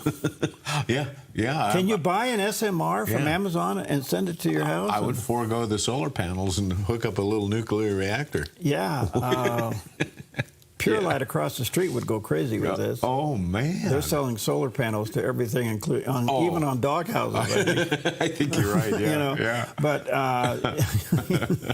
oops, I'll get a little email on that one. But anyway, SMRs coming to a place near you. That's really interesting. Yeah, you might want to buy some SMR stock. Oh, man. Speaking of which, let's check in with Preston over at Smart Lawn to find out what's happening on the big board this morning. Thank you, Preston. He has smart lawns. Anyway, the Dow is back off, still 94, almost 95 points. However, the Nasdaq went the other way. It's up 102, almost 103 points, and the S&P 500 up 14.5 points. So kind of a mixed bag there this morning. The Dow's at 42,000. That did push gold back up about $10, $27.43. Silver almost $34. Wow. And crude oil up. I'm just going to guess 10 cents, $75.46 a barrel. Okay, I have a question for you. Okay. So there was an intelligence leak of the Israeli attack plan. Where did it come from? I have my suspicions. You have your suspicions. Okay, well, I think others do as well. As former Director of National Intelligence, John Ratcliffe joined Fox Business's Maria Bartiromo, and he talked about this. We don't have an intelligence partner that's more important than Israel. We rely on them as much as they rely on us in the most volatile region in the world, historically, the Middle East.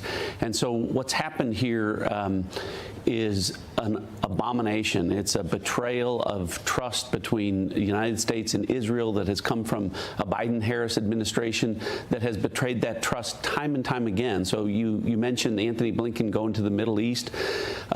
We have a Secretary of State, we have an entire national security cabinet that has no credibility with the Israelis and with our other allies in the region because they've shown that they've not been a reliable partner and someone that can count on. And Israel is in the middle of a war right now, a war where we should be helping them. And obviously the leaking of classified information about their specific strategic plans to strike at what should be a common adversary, Iran, is really untold damage to a relationship. I have wondered why the Biden-Harris administration is so bad at foreign policy, why they have, as you said, made so many mistakes, and they've attributed that to them just not being very good at their job. The problem here is now the Israelis are wondering whether it's really not that at all, whether it's that this is all intentional. I mean, when you take sensitive national security information shared between allies in a region, and that's intentionally, deliberately shared with an adversary. Secretary Austin was asked yesterday in the interview whether or not this was intentional, and he wouldn't answer that question. It very clearly was, and now the question is, will they get to the bottom of how this happened specifically, and will there be accountability? Did you hear that answer? I did. So the only thing I can think of is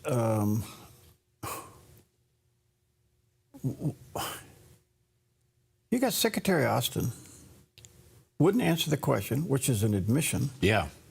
Why isn't he fired right on the spot? Well, because he knows that it was intentionally let out.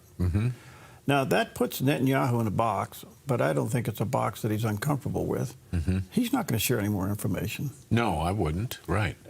So that's not. And number two is why. All right, they can get to the bottom as to why it happened, but by the time you get to the accountability issue, the election's over. Why wouldn't Austin be fired? Because I think he did what the administration wants. Well, see, all right, you said it, I didn't. But here, the interesting thing about that is that this is the guy that went AWOL and still given a pass. Yeah, well, yeah.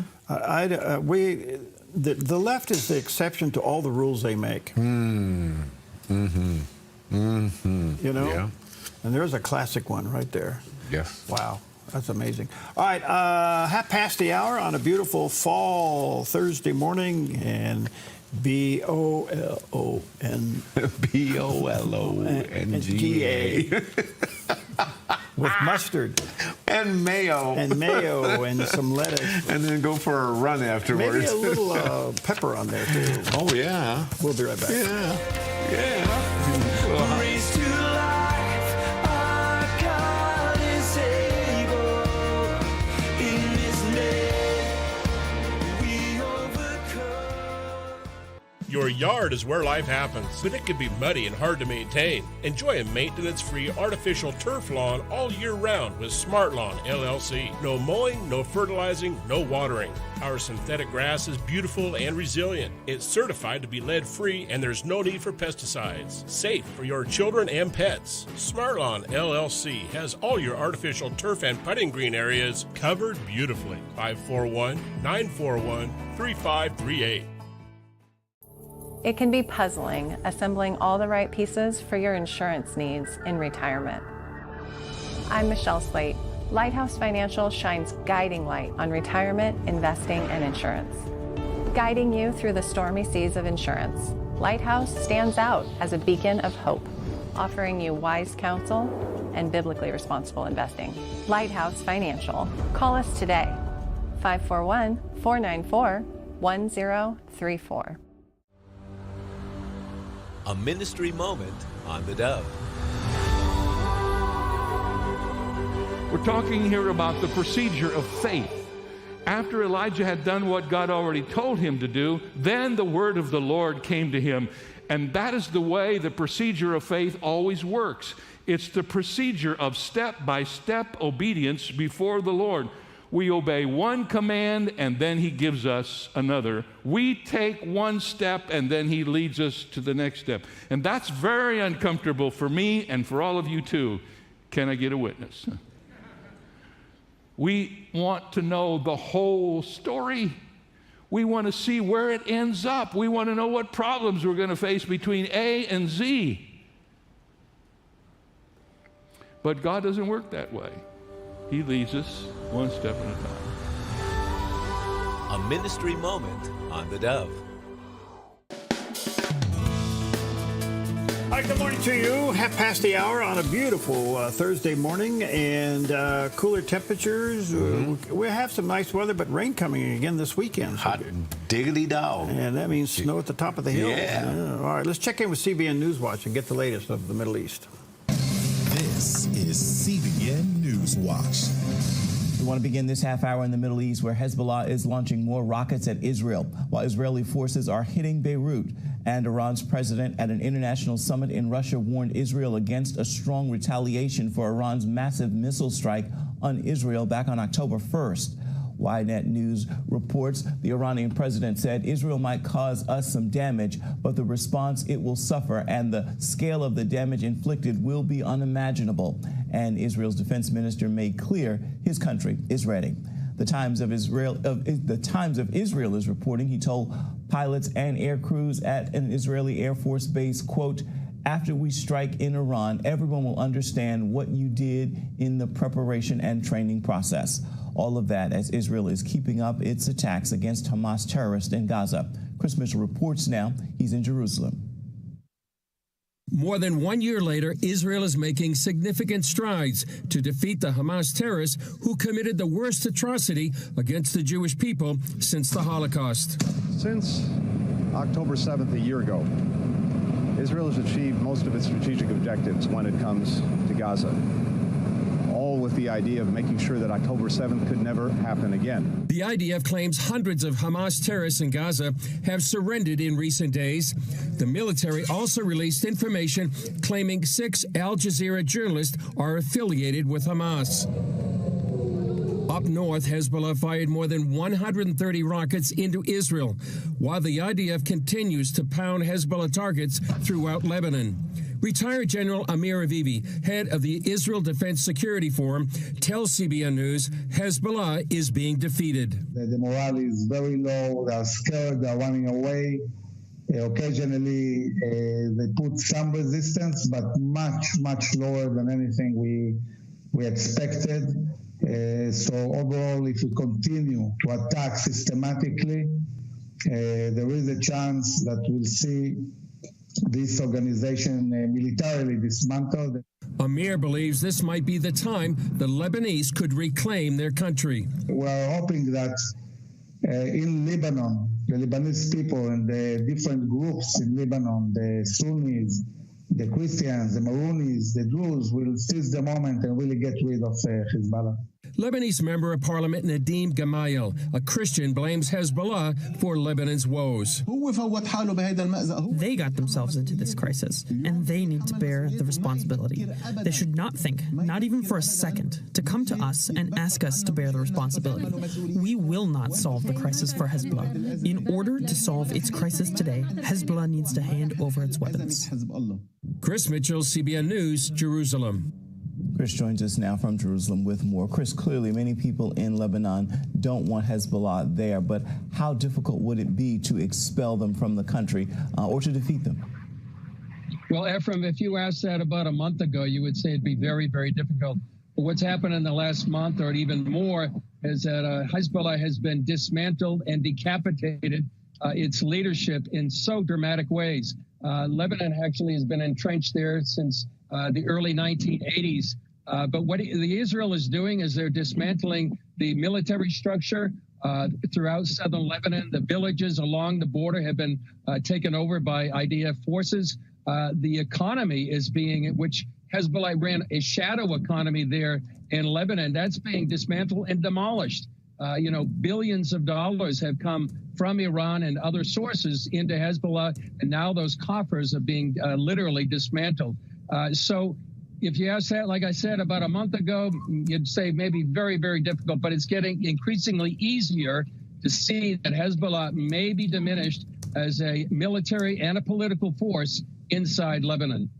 Chris, how serious are the ongoing Hezbollah attacks on Israel? Well, they're very serious, Ephraim, and potentially very deadly because not only of the rockets, but sometimes the interceptors. The debris comes down and can hurt or kill people and damage property. So they're very dangerous. However, having said that, Ephraim, Yoav Gallant, the Israeli defense minister, says that Hezbollah has depleted or they have destroyed about 70% of their rocket arsenal. And so they're actually depleting those rockets day by day. So you wonder how long they're going to be able to continue this, much like Hamas did in the Gaza Strip. They were actually been able to fire missiles for maybe several months, but once the IDF captured and destroyed most of those missiles in the Gaza Strip, Hamas hasn't been able to fire any missiles. Hezbollah, it looks like the same thing will happen to them, that they, given more time, they may not be able to fire the missiles. And this really danger that Israel had been facing for many years may be eliminated.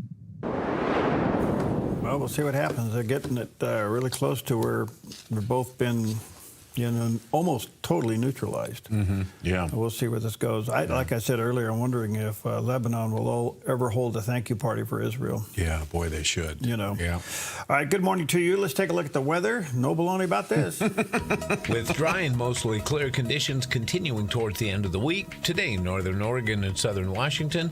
Patchy fog, then mostly sunny in upper 50s for Vancouver, Portland, and Wilsonville. Early patchy frost and fog, then mostly sunny and near 57 in McMinnville. Moving down the Willamette Valley, mostly sunny and near 58 in Salem. Early patchy frost and fog, then mostly sunny with daytime highs in the upper 50s for Albany, Corvallis, and Eugene. In central Oregon, mostly sunny and mid-50s for Prineville and Bend with a light and variable wind this afternoon. Partly sunny and 53 in Sun River. Over in Boise, Idaho, sunny and low 50s. Along the Oregon coast, areas of fog, then sunny near 64 in Coos Bay. Mostly sunny with highs near 60 in Port Orford and 55 in Brookings. In Crescent City, California, becoming sunny and low 60s. Frost and dense fog this morning in the Rogue Valley, then sunny with lows in the low to mid-60s for Grants Pass, Medford, and Ashland. In the Klamath Basin, widespread frost, then sunny and near 57. Into Northern California, early frost and sunny and near 60 in Wairika. Sunny skies and breezy with daytime highs in the mid to upper 70s for Redding, Chico, and Sacramento with gusts up to 24 miles per hour. Sunny skies today across the Bay Area with daytime high temperatures near 77 in Santa Rosa, 75 in Napa, and near 72 in San Francisco with a light northwest wind this afternoon. And today in San Jose, sunny and near 76. It's a look at your Thursday weather on the Dove. Well, there it is. Beautiful shot. Top of Mount Ash, little snow, the sun, clouds, everything. I'm Gorgeous seeing morning. snow on the bottom, too. See down there at the lodge, down the right? There's full of white. Yeah, well, you know, we're trying to make you happy, Jerry. You are. It's happening right now. All right. All right. Yeah, how about Randy? Oh, Randy's Sparacino. Okay, so we're doing that. Okay. Well, listen, he's the guy. Yeah. Randy, he was been chief of police for the city of Medford for years, born and raised here. And then he goes on to become mayor. And, of course, the next step now is to become county commissioner, taking all of that public service experience and his dedication to become Jackson County's next commissioner. And I think he'll do a wonderful job. But here's my time with Randy.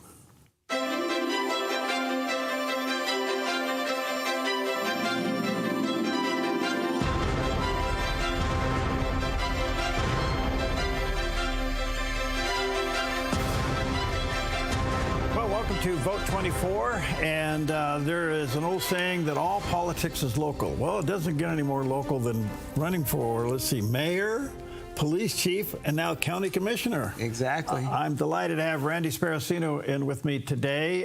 Randy has served in those capacities. Well, he's running for Jackson County Commissioner, formerly Chief of Police of the City of Medford, and now Mayor of Medford, and heading towards becoming the next Jackson County Commissioner. How you doing? I'm fantastic. How are you? Good. Thanks for your public service. Thank you. I appreciate that. It's not easy. You probably have dirty T-shirts and stitches.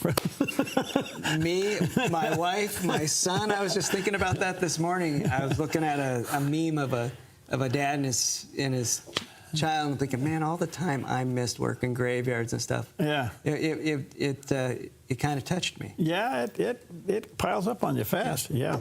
Well, you're moving over to county commissioner. What's on your mind? Why are you doing this? Well, to be honest with you, I'm doing this because I love our community.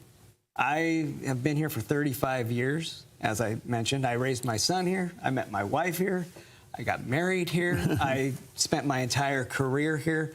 I love this valley. This is why I'm doing it. I mean, if a candidate can't, with their heart, tell you why they're doing why they're running for office, don't vote for that person. I mean, I've been here a long time. This is the best place in Oregon to live, and I intend to keep it that way. Good for you. And, you can't move here 5 or 6 years ago and say, you know what, I want to make a difference. You have to have some vested investment in the valley, and I do, and I love it here. That's wonderful. All right, so as you look ahead, this whole area is booming, growing, and with growth produces challenges. If you're elected, what do you want to see happen? What's your priority list here? So my priorities are the same as my priorities have been for mayor. Public safety, number 1, a robust economy, number 2, and addressing housing and homelessness is number 3. Those are the 3 things that I want to see us continue to focus on. And I would carry forward some of the things that we've done in the city of Medford over to county and spread it out countywide. So how are we doing on the housing issue? We're improving. So I have conversations with local developers all the time, and we're actually addressing the issues. And in fact, it appears that we're really catching up on our multifamily housing, where we were significantly behind, and we'll likely start to see some results and reductions in rents as a result of that. One of the things first thing I did when I ran for mayor, I spoke to a lot of developers in the area, and I found out that there was issues in the development process in Medford. So I created an ad hoc committee that actually had a bunch of stakeholders from that community, and we created some ideas and some sticking points within the process to improve the process, to make it easier to develop in the city of Medford, and make it a little bit smoother, a little bit faster. And as a developer, it's costly to sit on property. It's costly to let a development sit as it goes through the process. To improve that process and to make things happen, that was something that I really wanted to do. So we included those local stakeholders, and then we brought staff in, and then we brought city leadership in, and we actually effected some change. So we learned something here in this valley the hard way, and that was the result of the Alameda fire, that these agencies had to come together in order to rebuild communities. And they did it, and they did it in record time. What did we learn from that? What we learned is that collaboration is the key to success in a region. You have to have collaboration. You have to have leaders that are willing to speak to everybody at the table to come up with the best solutions.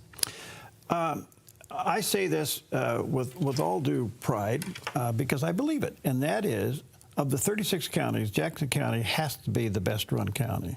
And I say that because the budget's tight, things get done, and the future is great. Would you agree? I would agree, and I actually have evidence to support that. Okay. So when while mayor, I sit on a group called the OR7. We are the largest group of mayors in the state of Oregon outside of Portland. So Medford is the 8th largest city in the state. So this 7 group meet and we talk about issues that are affecting us on a local level as well as a statewide level to try to affect change legislatively.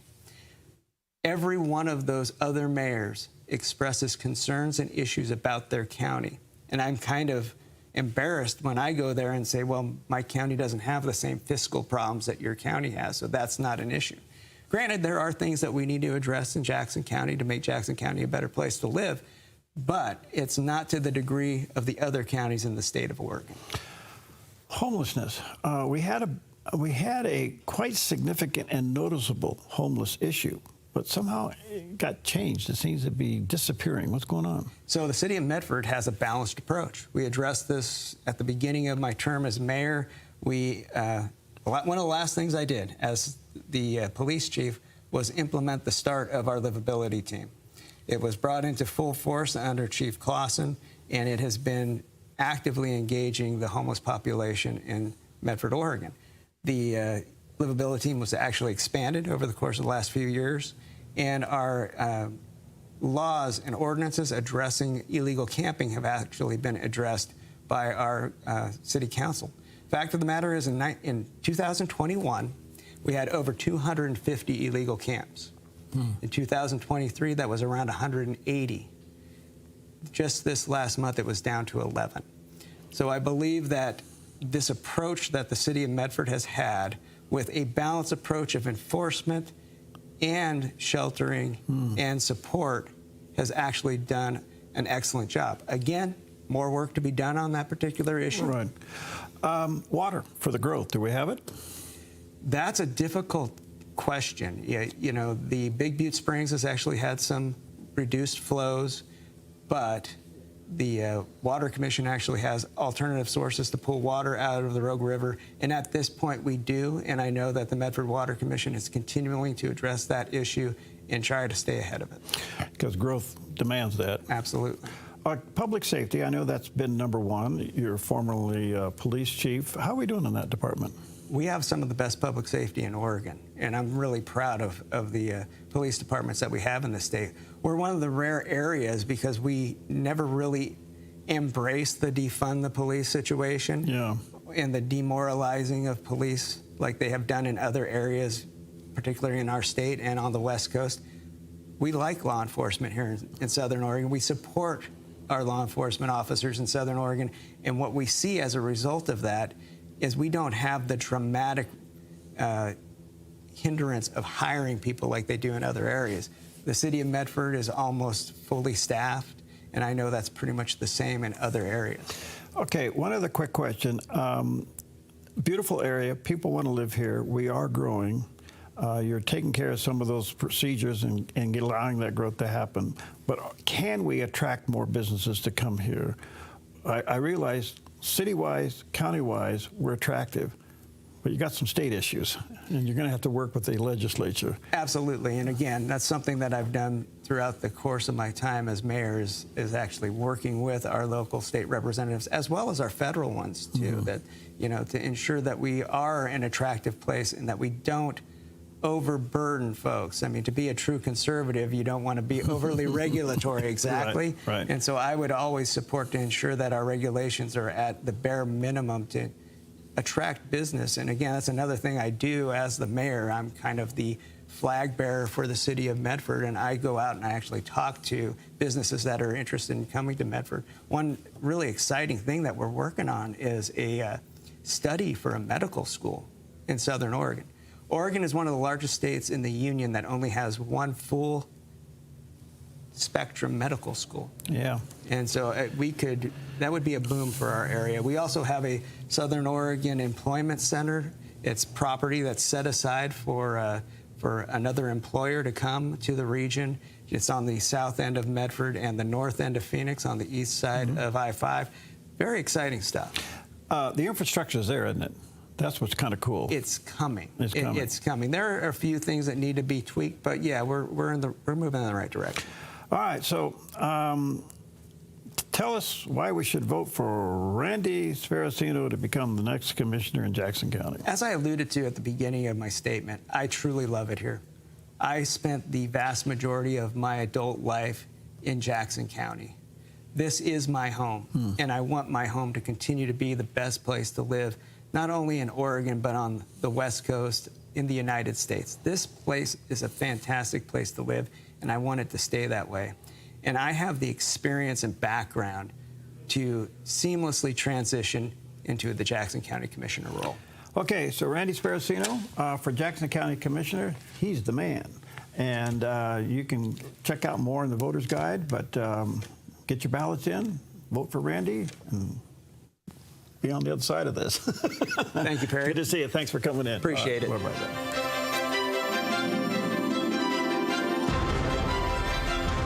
Representative Kim Wallen is a strong advocate in our state capital. She is dedicated to finding the best solutions to the problems facing Medford. Kim pushed to recriminalize drugs earlier this year, but her conversations with city and county officials make it clear that the new law still has limitations. Kim has the experience to resolve these ongoing problems. I'm Kim Wallen, and I would be honored to continue serving as your state representative. For a safer Medford, vote for Kim Wallen. Paid for by Friends of Kim Wallen. I'm Ashley Carrasco, reporter for the Dove Radio and TV. At the Dove, you get more than news headlines. You also get programming that encourages you to grow and become a fruitful witness of Jesus Christ. The Dove partners with the best of the best Christian leaders in America today. Be sure to watch us on cable, Roku, and Apple TV, online at thedove.us or the Dove app. The Dove is news you can trust. At Sweet Tea Express, we've got you covered. Order at the counter and our friendly service staff will do the rest. Burgers, salads, sandwiches, barbecue platters, sides, and more. Smoked, grilled, and served to perfection. Sweet Tea Express, breakfast, burgers, and barbecue. Hi, I'm the SOS Alarm guy, here to tell you about a great deal. SOS Alarm will not only beat any internet deal, but will install the system too. So burglars, beware. SOS Alarm for security and beyond. Weekday mornings on the Dove, it's one of the longest running shows in broadcast history, the 700 Club. Informative, with the day's stories from a biblical perspective. Israel finds itself fighting. Trusted investigative reporting. Our chief political analyst, David. Encouraging with uplifting stories of faith. And then she heard a prayer. I immediately felt the Holy Spirit. Be encouraged and informed with the 700 Club. Weekdays at 11 on the Dove TV. Get more at thedove.us. Okay, welcome back, and happy Thursday to you. Again, just want to encourage you, get your ballots out, fill them out, and hand carry them, or drive them, I should say, down to a drop-off box. I really think that's the safe thing to do. Hey, I got a question for you. The election's, like just under 2 weeks around the corner? What are we going to talk about in a couple weeks? Well, the after election. Okay. You know that song, Baloney?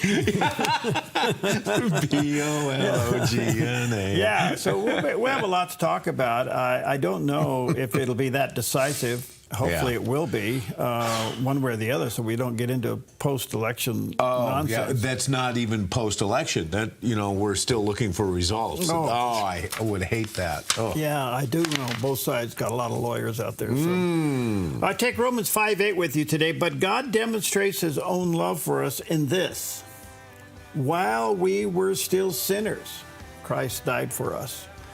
Wow. And that is one of the scriptures that kind of puts your brain on tilt. Yeah.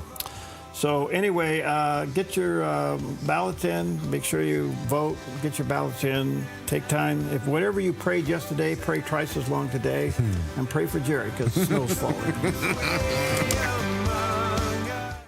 For 68 years, Ray's Food Place has been the fresh choice for your family. We're your local employee-owned grocery store. Count on us for hot buys every week and fantastic Friday one-day deals. Here's this week's one-day special offer. But remember, fantastic Friday deals are only available one day each week. Community-focused and convenient. That's Ray's Food Place. Proud to be your local employee-owned grocery store. It's time to run to Ray's. You're an essential worker, and the Department of Labor helps ensure you receive the protections you deserve.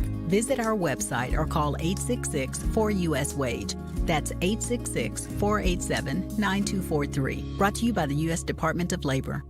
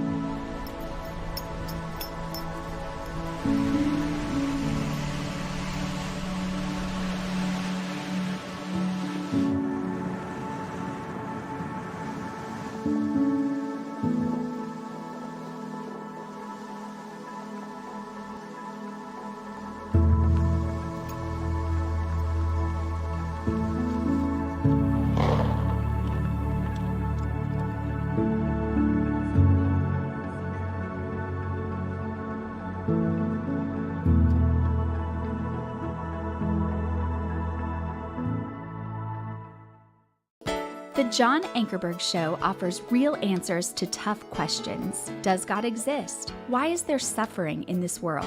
Is there evidence Jesus truly rose from the dead? What is the best explanation for the origin of the universe? For 40 years, Dr. John Ankerberg has hosted discussions on these and other topics with top Christian experts. Discover the information you need to better understand your faith and share it with others. Watch The John Ankerberg Show weekdays at 4 on the Dove TV. If someone's not watching the morning show, I think they should because A, you need the information. You need to see what's going on in the world. You need to see some of the things that are perhaps a threat to our faith and other things that are encouraging to our faith. And when it comes to those encouraging aspects, I think some of the spiritual aspects of the morning show are terrific. With testimonials, we see great apologetics, people defending their faith. Weekdays only on the Dove TV. Watch In Touch with Dr. Charles Stanley, Sundays at 8 a.m. and 3 p.m. on the Dove TV, encouraging and informative.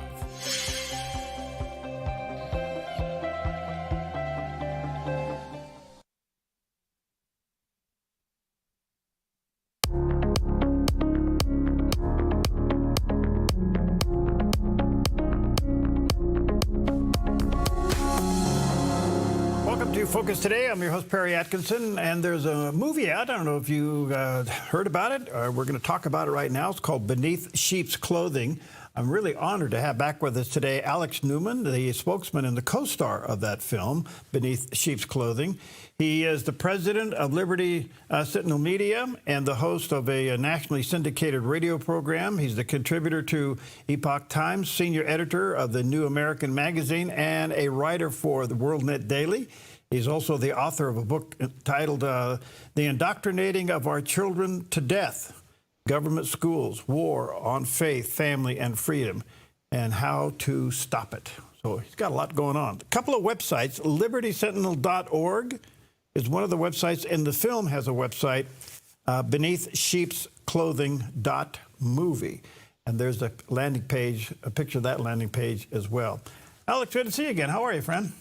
Great to be here again. Thank you so much for having me, Perry. You bet. So tell us about this movie. What inspired this?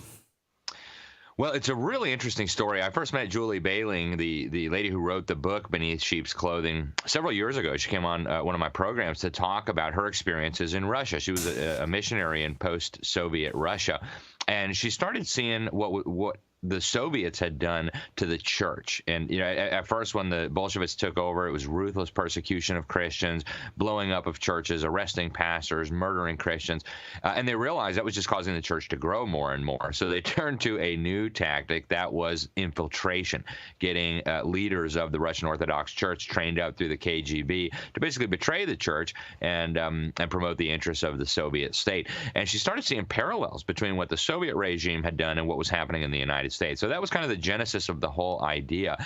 And I would say this movie is one of the most valuable tools I have seen for exposing the communist threat to America. I think a lot of people assume that when the Soviet Union allegedly fell, that communism was dead. There's nothing more to be concerned about. And yet communism is a major threat to us today when it's properly understood. In fact, the world's largest nation is still totally under the control of communists. And this movie does a really good job of exposing how they infiltrated education, how they infiltrated the church, how they infiltrated government and our other key institutions to really destroy our Christian civilization. Boy, there's a lot there. So what about the movie? Where can people get it? The easiest way right now is to just stream it. You can go to beneathsheepsclothing.movie and you can stream it right there. Call your friends, call your family, get a bunch of people over. And it's extremely relevant right now with the election coming up because we show that a lot of the same communist tactics that have been used historically to enslave other nations are actually being used against the American people right now as we speak. So it's a really good time to see it. So looking back and through the history that you did now with this film, the two primary targets, religion and education? Yes, and I think that is demonstrable. It's provable. I really focused on education. That's been one of my passions for at least 15 years now. I've been writing on this. As you mentioned, I just published a new book earlier this year, Indoctrinating Our Children to Death, really going through the whole history of this, right? Where did we even get the idea that the government ought to be educating our children? Who are the key people who built this system? And there's an incredible paper trail there, right? We have all the evidence we could ever need. We've got smoking gun evidence about who did this and why. And so this is a really powerful history book, and that was my main focus in the movie. But we've had some endorsements, General Michael Flynn, Pete Hegseth, the co-host of Fox and Friends, Kirk Cameron, the famous actor. A lot of great Americans have come alongside because they're realizing now that if we don't deal with the education component of this, all the other battles that we're fighting, all the elections in the world will not hold back this wave of evil. We have to, as Christians, get back to the understanding that discipleship and education is primarily a parental responsibility, and to the extent that we choose to delegate some of that authority to others, ultimately the responsibility still rests with us. So we've got to ask some really fundamental questions. If you ask a well-informed person, Perry, where did the idea of government school come from? A well-informed person would say, well, that was Karl Marx. When he wrote the Communist Manifesto, you had the 10 planks of the Communist Manifesto. One of the planks was that all the children need to be educated by the state. But as we show in the film and also in my book, this idea actually predates Karl Marx. It was another communist by the name of Robert Owen who came up with the idea that the government ought to be educating our children. And it has been a catastrophic experiment. It is, I believe, the single most important reason we're on the verge of losing our country, our freedom, and even in many cases our churches. So we have got to address this. It is, in my opinion, the most critical battle we're facing right now. All right, so what do we do here, Coach? We're seeing parents begin to push back. We see some things happening. School choice is back on the ballot in some areas. The teachers union, one of the strongest in the country. What do we do about this? What's the antidote here?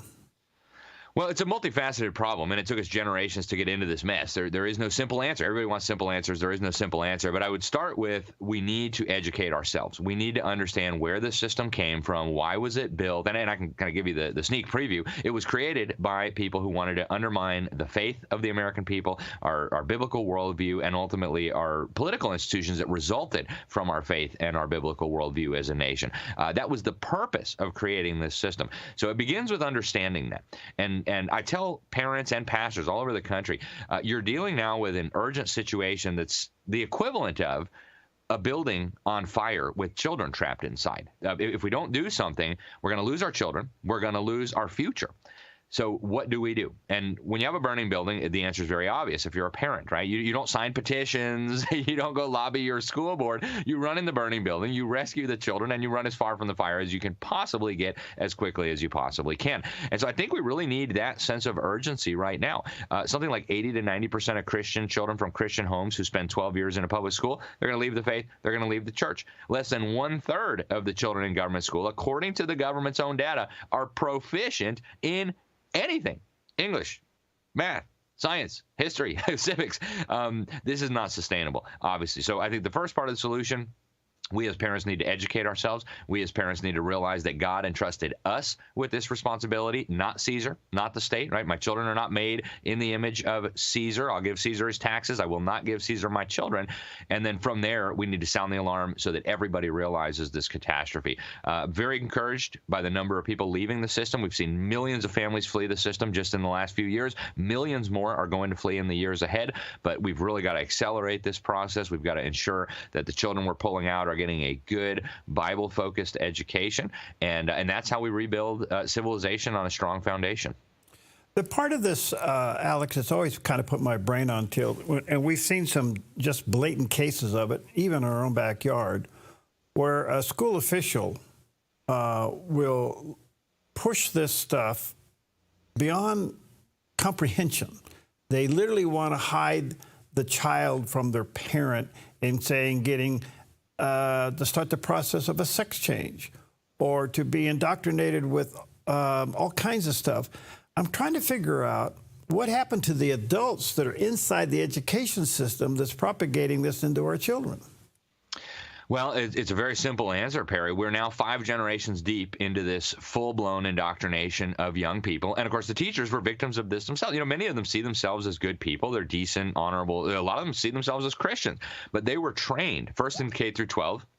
Then they were trained in their college of education to believe that this is the way it's done. And they were given these junk studies like, oh, if you don't teach a child that he might have been born in the wrong body and that castration is the solution, he's going to kill himself. I mean, that's self-evidently ridiculous. But if you were taught that in a college of education, if you were taught that the proper way to teach reading is to have kids memorize words instead of teach them that each letter represents a sound, one or more sounds, then, you know, that's what you do because that's what you know. And so not all of them are malevolent per se. There's a lot of very decent, honorable people in the system.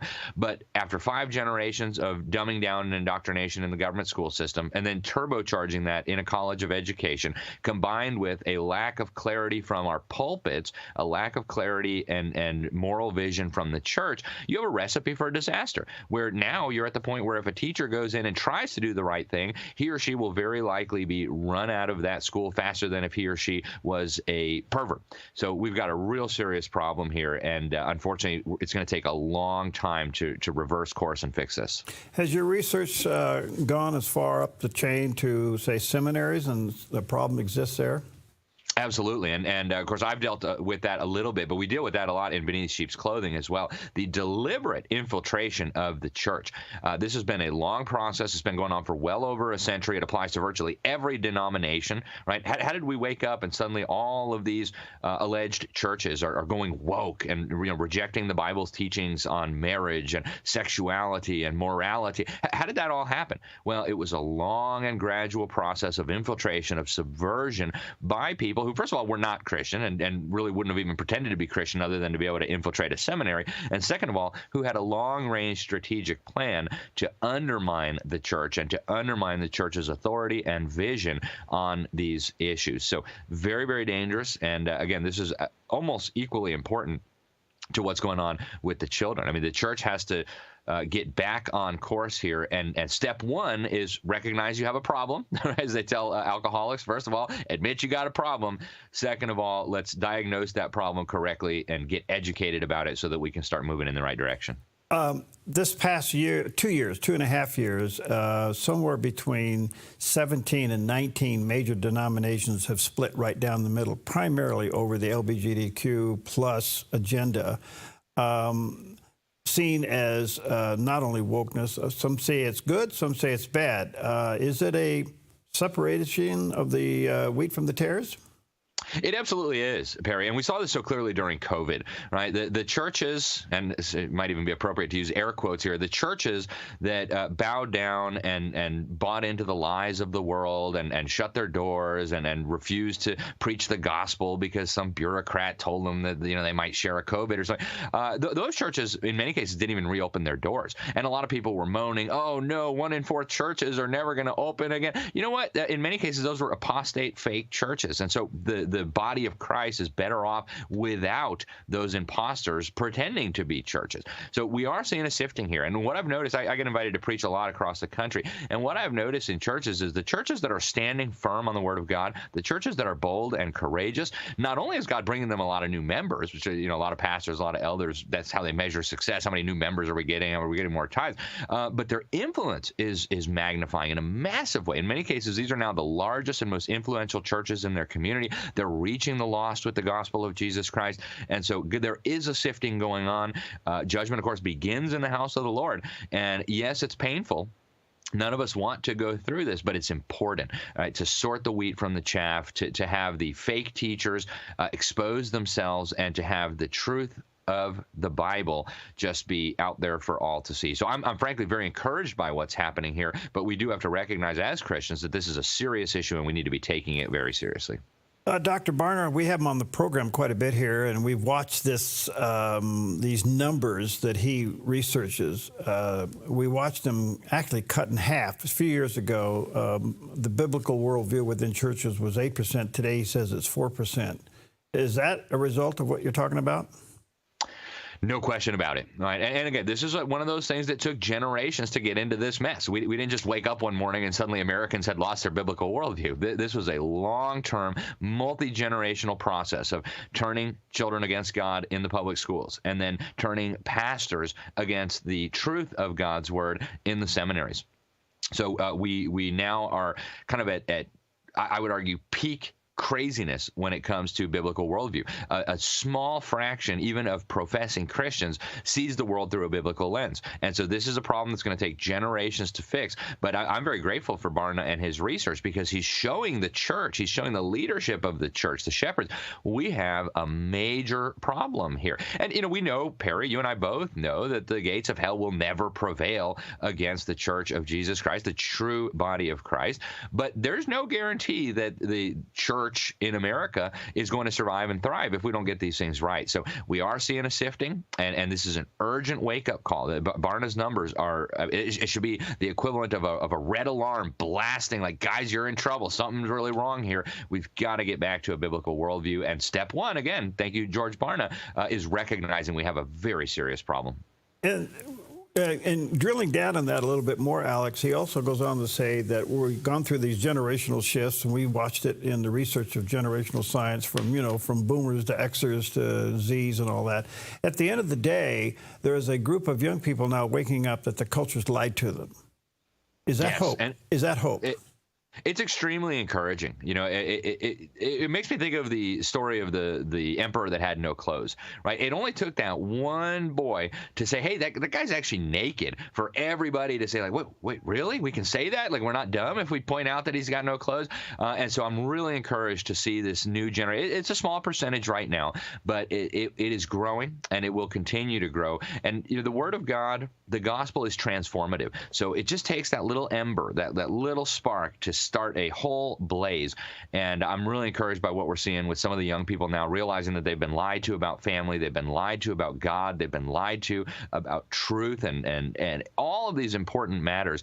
And as they realize they've been lied to, I went through this process in college, they're going to get mad and they're going to get active. And so I think we can expect great things from some of the members of this younger generation that so many of us are ready to write off. No, there are some really, really great folks. A lot of them coming out of the homeschool community, by the way. A lot of them coming out of Christian school world. So very encouraging to see that. Where can people get your book? Amazon's actually the easiest place. If you want a signed copy, you can get it at my website, libertysentinel.org.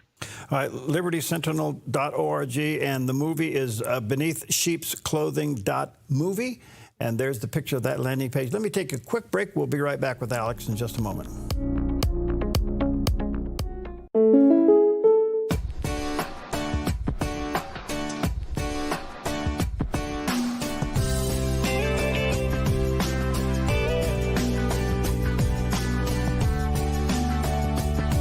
Combining your home and auto insurance could save you time and money. And who doesn't like that? When you want surprisingly great rates on auto, home, and life, call State Farm agent Rory Wold in Medford today. Like a good neighbor, State Farm is there. When I was 14, I became bulimic just to please a boyfriend.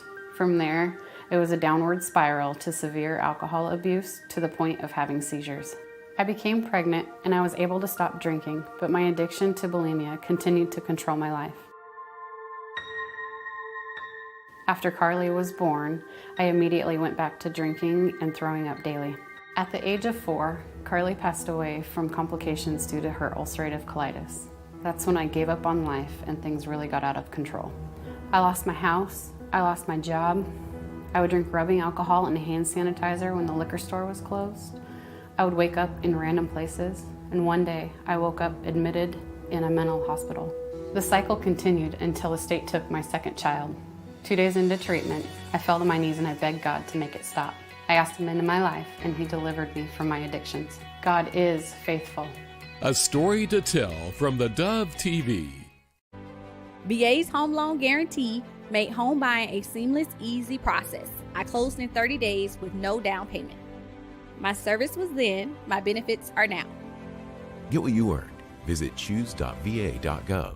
The Dove TV, always encouraging, always informative, and your home for Wretched TV. Join me, Todd Friel, weeknights, 9 p.m. for Wretched on the Dove TV.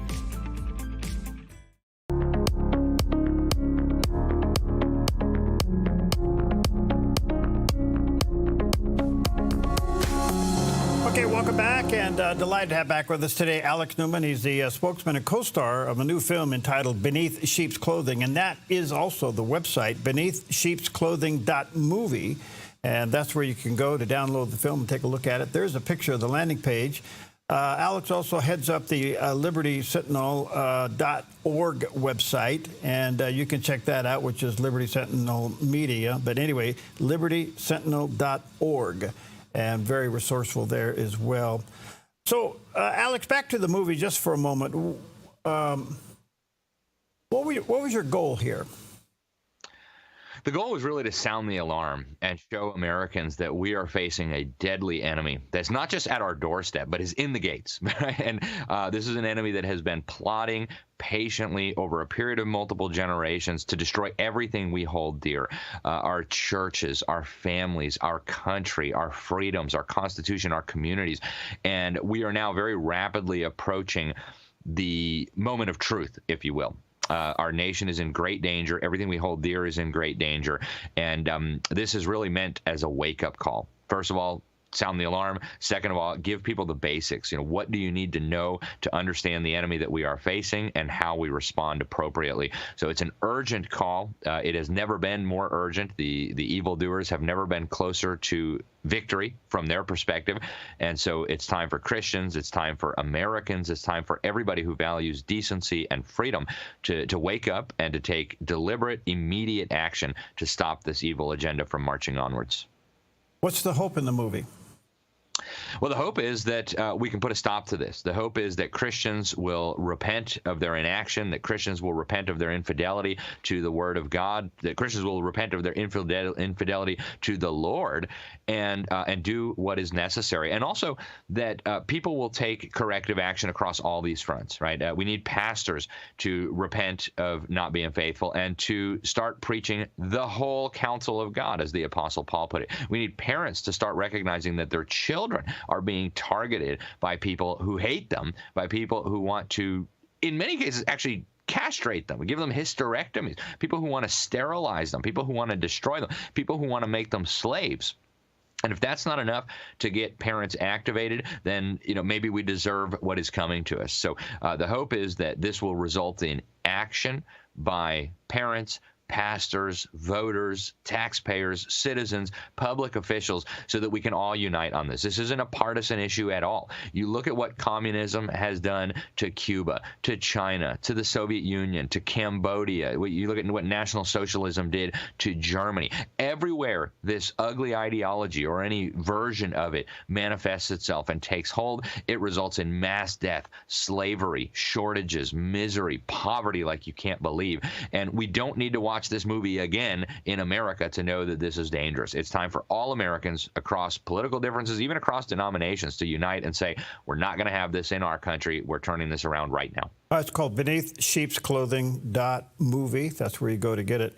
I want to come back to education just for a moment. And I know that's your passion, what's happening to the education system. There is talk about eliminating the Department of Education at the federal level. Will that help at all? I think it's a good step in the right direction. I've spent some time with the members of Congress who have the bill right now, H.R. 899, to abolish the Department of Education. Very short bill. The Department of Education shall terminate on, insert date here.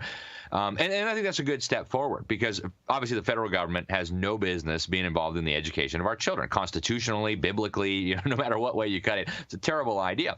But it's only one tentacle on a hydra that is devouring our children. And there's UNESCO, the UN's education agency, and there's your local school district and your state government. So I think what we really need is a rethinking of this whole thing. Right? It's not just the federal government that has no business indoctrinating our children.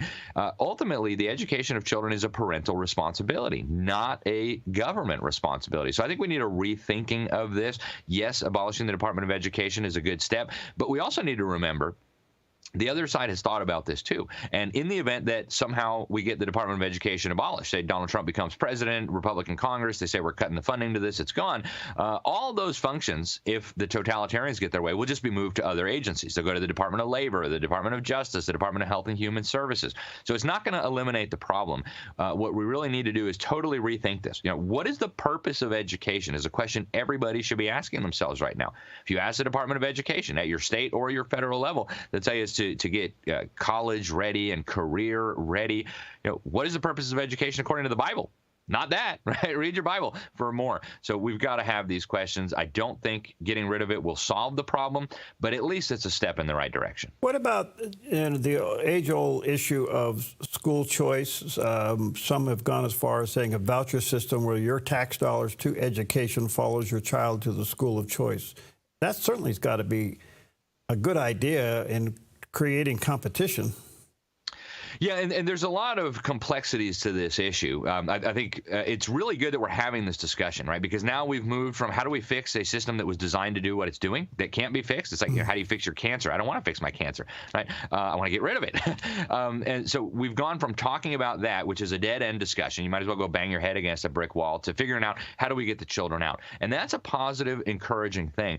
My big caution with the idea of having the government fund our private schools and our home schools is that what the government funds, the government likes to control. And so I've got a UNESCO report, the UN Education Agency in 2022. They put out the Global Education Monitoring Report, and it was about how to bring what they call non-state education providers under the control of the state, of the government.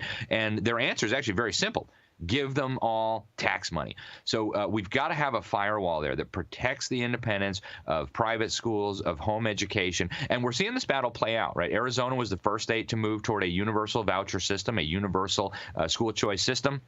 Now they have a Democrat governor, and the Democrat governor is waging total warfare. I mean, salted earth warfare against private schools and homeschools, saying, hey, we're giving you people $1 billion in tax money every year. We don't even know what you're teaching your kids. You might be teaching them that, Noah's Ark was real. You might even be teaching them to be Nazis. So, we can't have that. We got to bring in regulation. And so I think we have to be very, very cautious that in our haste to get children out of government schools, which I think is essential, we don't throw the baby out with the bathwater and allow the government to then contaminate our homeschooling organizations and our private schools. And that's going to be the next battle, Perry. That is going to be the next battle. Mark my words. It's not going to be this year, but within the next few years, a lot of states have moved in this direction. That's going to be the battle. You'll have court rulings saying that the government must regulate, and it's going to be a big fight. But at the end of the day, where does parental rights come in? At what point do parents have complete control over their children, including their education?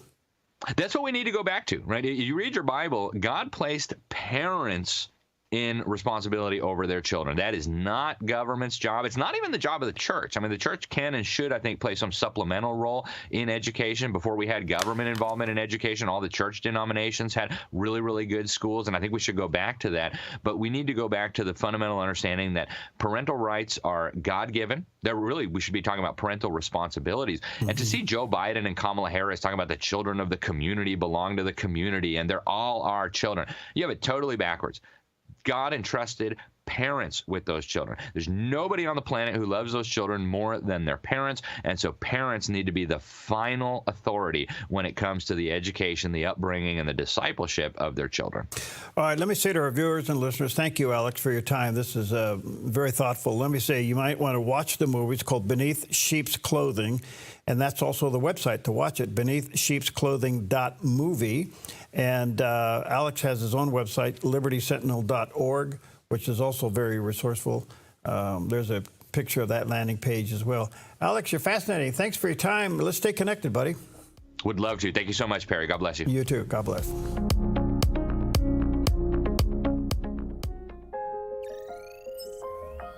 The Lennox iComfort S30 thermostat can sense changes in your environment. It even knows when you come and go. So now your home's most important system is also the smartest. Metal Masters can give you the smartest home comfort system available. It knows when you're away and adjusts when allergens and humidity get uncomfortable. Trust Metal Masters to provide perfect air for your family. Lennox. Air is life. Make it perfect. Come fall in love with Northridge Senior Living, where contemporary sunlit interiors meet old-world elegance. Walk through our lovely hallways and enjoy the fun staff-led activities. Forge lasting friendships with other residents and our exceptional caregivers. Dine in style. Gather near the fireplace under breathtaking chandeliers. Our reasonably priced apartments are spacious with private balconies. Northridge is Christian-owned and operated, pet-friendly, and only 2 blocks from Asante Rogue Regional Medical Center. On-site 24/7 in-home care is available. We also offer senior adult daycare where your loved one can spend the day with us and the evenings with you. Northridge Senior Living, your home.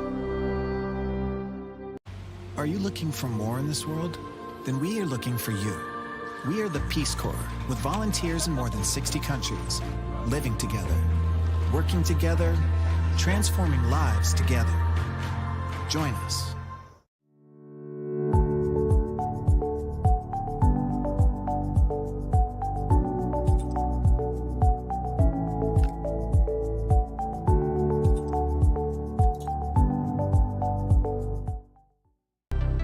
Something to think about from the Dove TV. To whom much is given, much shall be required, he said. Think of living in America with all of its advantages. A church on almost every corner, a Bible in almost every hotel room, millions of Bibles available, the gospel by radio and television. Think of living here. He's going to judge us by the opportunities we had. Think of the Christian literature that's available at bookstores. And we don't take advantage of it. To whom much is given, much is required. You say, well, Billy, even on that score, I can't make it. No. But the glory of this whole thing is that there is a gospel. And the gospel is good news to people like you who are sitting there saying, well, I'm guilty. The good news is that God sent his son Jesus Christ to the cross to die for you. And God took those sins of yours and those failures of yours and laid them on Christ. He became sin for us. Now, he said, the just and the righteous are going to get to heaven. How am I going to get a justness and a righteousness of my own when I don't have any? I'm a sinner. I don't weigh enough to get to heaven. But on the cross, Christ provided a justness for me. He provided a righteousness for me that I didn't have. And I am acceptable tonight by God, not because I've been good or because I've read the Bible or because I've preached to crowds of people. I'm acceptable because of Christ. I'm accepted into the beloved because of Him. And that's your privilege at this moment. Something to think about from the Dove TV. Get more at theDove.us. Something to think about from the Dove TV. When you put on the breastplate of righteousness, you are dealing with your heart. Where is your heart? So many modern Christians are losing the battle here. We've gotten caught up in what the world has to offer, and our heart is often some other place. And where our heart is, the Bible tells us our treasure ends up being there too. Where your heart is dictates your lifestyle. Where your heart is sets your priorities. Sometimes kids will come to me, especially when I was president of the college, and we would get into discussions about certain kinds of entertainment. And they would ask me, do you think I can do this? Can I get by with this? What they were saying is, how close can I get to the things of the world without getting in trouble with God? And when we do that, are we not giving away our affection?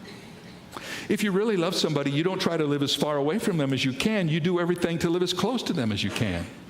This is the nature of love, and when you love God, you will want to live as God wants you to live. You won't be seeking how to walk as far away from Him as you can. You'll be trying to learn how to walk as close to Him as you can. Something to think about from the Dove TV.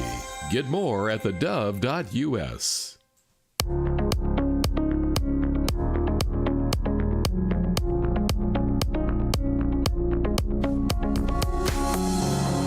Okay, welcome back, and we're still working on a connection with our next guest. Hopefully we'll get that straightened out. But I wanted to take a few moments just to let our viewers and listeners know that coming up on November 2nd, we're doing something special, and the seating to this is really limited. In fact, it's filling up pretty fast. But Bill Gallagher, as you know, we have him on the program quite often. He's going to be doing his special seminar on You Are Wired That Way. It's dealing with a personality profile that you would take prior to coming. And it's going to be a 3-hour seminar from 9 until noon on November 2nd. And I think we're down to 10 to 15 seats available left. It's $15 per person, $25 per couple. And you'll take this little personality profile before you come. And then when you come, Bill will take quite a bit of time explaining it. And I think the benefit of this is pretty significant, not only for couples, obviously, but if you are managing people and you are in a place of leadership, learning this about yourself will help you significantly in dealing with other people.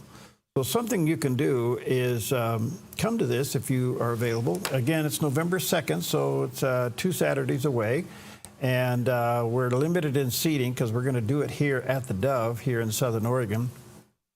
And you can call now and get your name on the list at 541-776-5368, 541-776-5368.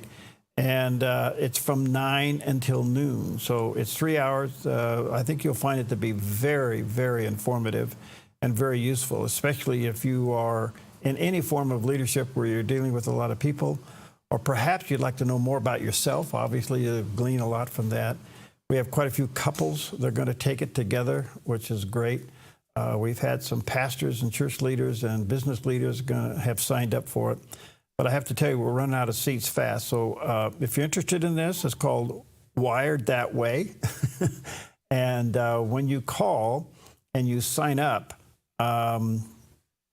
we'll send you this little pamphlet. It's a profile thing. You'll get it in the mail. And we'll mail that to you. And then you'll take that prior to coming. And then when you come, they'll have the results of that profile. So it's really clever. It's really good. I think you'll find it to be very beneficial.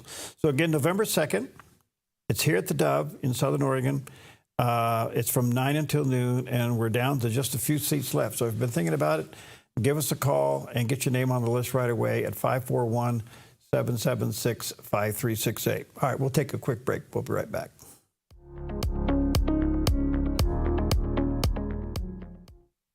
Bulls, bears, and other market beasts. How can you be sure they won't eat your investments alive? I'm Michelle Slate. Lighthouse Financial shines guiding light on retirement, investing, and insurance. As you navigate the stormy seas of investing, Lighthouse stands out as a beacon of hope, offering you wise counsel and biblically responsible investing. Lighthouse Financial. Call us today, 541-494-1034. This week on The John Ankerberg Show. My guest today is Dr. Jeff Myers. Dr. Myers led a small group of leaders on a wartime visit to Israel to find out whether the accusations about Israel made on college campuses and demonstrations in our streets and other countries were true or false. Join me for The John Ankerberg Show weekdays at 4 o'clock right here on the Dove TV.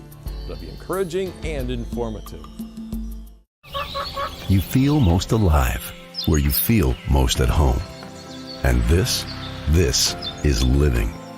Bobcat, the company that changed the way the world works, is coming home with a quality compact tractor built to match your quality of life.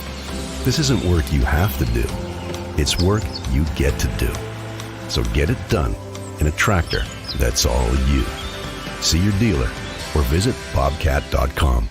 When you're living with low vision, life can be a challenge. If you're 55 or older and your world has gotten smaller because of vision loss, it's time to be bold. Go to timetobebold.org for a list of services in your state that will give you the tools, technology, training, and support you need to live your bold, best life. Join others who found a bright, bold future. Go to timetobebold.org. Help is here. Go to timetobebold.org today.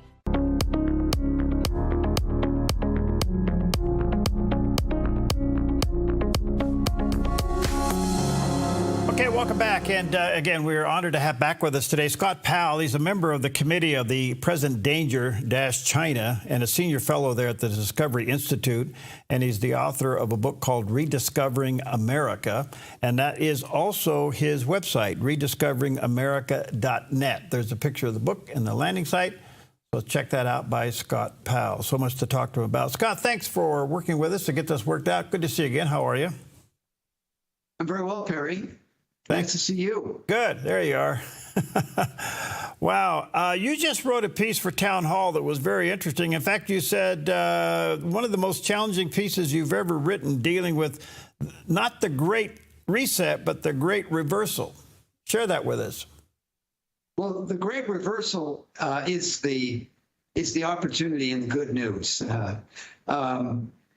But leading up to this great, the so-called Great Reversal, which would be a restoration, a moving back towards a fundamental relationship with God. Our nation has walked away from its heritage of godly ways and embraced, secular, progressive, even Marxist ideology, which is leading to our downfall. Everybody understands that, and we have massive corruption throughout our government.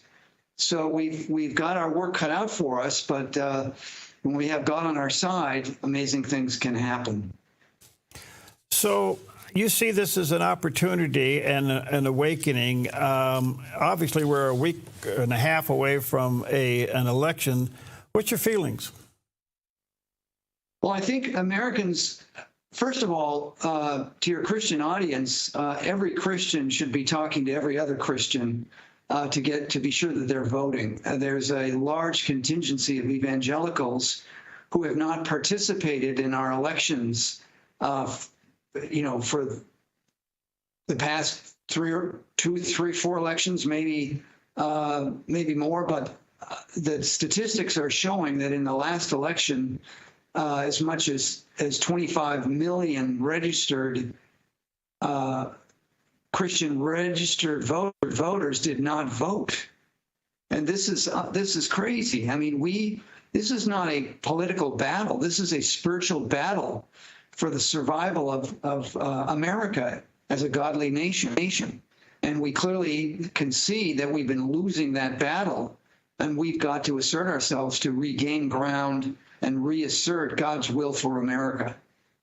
You know, what's so interesting about this, Scott, is that I think we're still a little on tilt that the attack against these Judeo-Christian values have been so blatant and in your face. Maybe we're still in a shock and awe stage. I would agree with that, but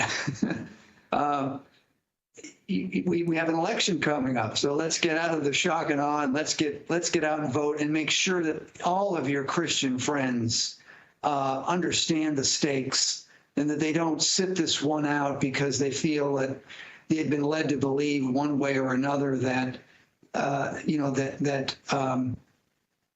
when you don't have an ideal candidate to vote for, you simply can sit out the election. The fact is that Donald Trump probably has been raised up for such a time as this, just as Patton was raised up, for such a time as he was in World War II. And Patton was one tough guy, a foul-mouthed guy, who even demeaned some of his troops for being cowardly, but he was able to move across Europe in lightning speed and defeat Hitler and save a lot of lives. Donald Trump is a commercial real estate developer from New York. He has been shaped by that background, but he's a man who's been called for this time. He has courage. He has faith. I mean, I watched people praying over him just yesterday in a meeting in Doral, a Hispanic community. They love the man. They see him as a godly man. They see him as the man that God has raised up for a time such as this. And Donald Trump is a persister. He doesn't give up.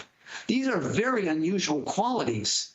And these are the qualities that are necessary now to really save America. And we have the man to do that. We have to make sure that he is elected with an overwhelming vote so that vote fraud, which is inevitable, will simply be ineffective. It'll be too big to rig. You know, I want to come back to that, but it's been said that the three things standing in the way from us losing this country at the moment, given the activities and in-your-face activities, is the Constitution, the Supreme Court, and the Christian faith. Is that accurate? That's exactly the opposite with all three of those things. The Supreme Court's not perfect, but it did roll back Roe v. Wade, so it can make good decisions. It doesn't always make good decisions. But the Constitution is a unique document in all of human history. There was never a country formed and founded the way we were by the Declaration and the Constitution. And let me explain that very clearly. Our country is the only country that really empowered the people to rule. It would be a country of the people, by the people, and for the people. And so the vote is very important. And the fact is we have a system that divides power because the founders understood that power corrupts.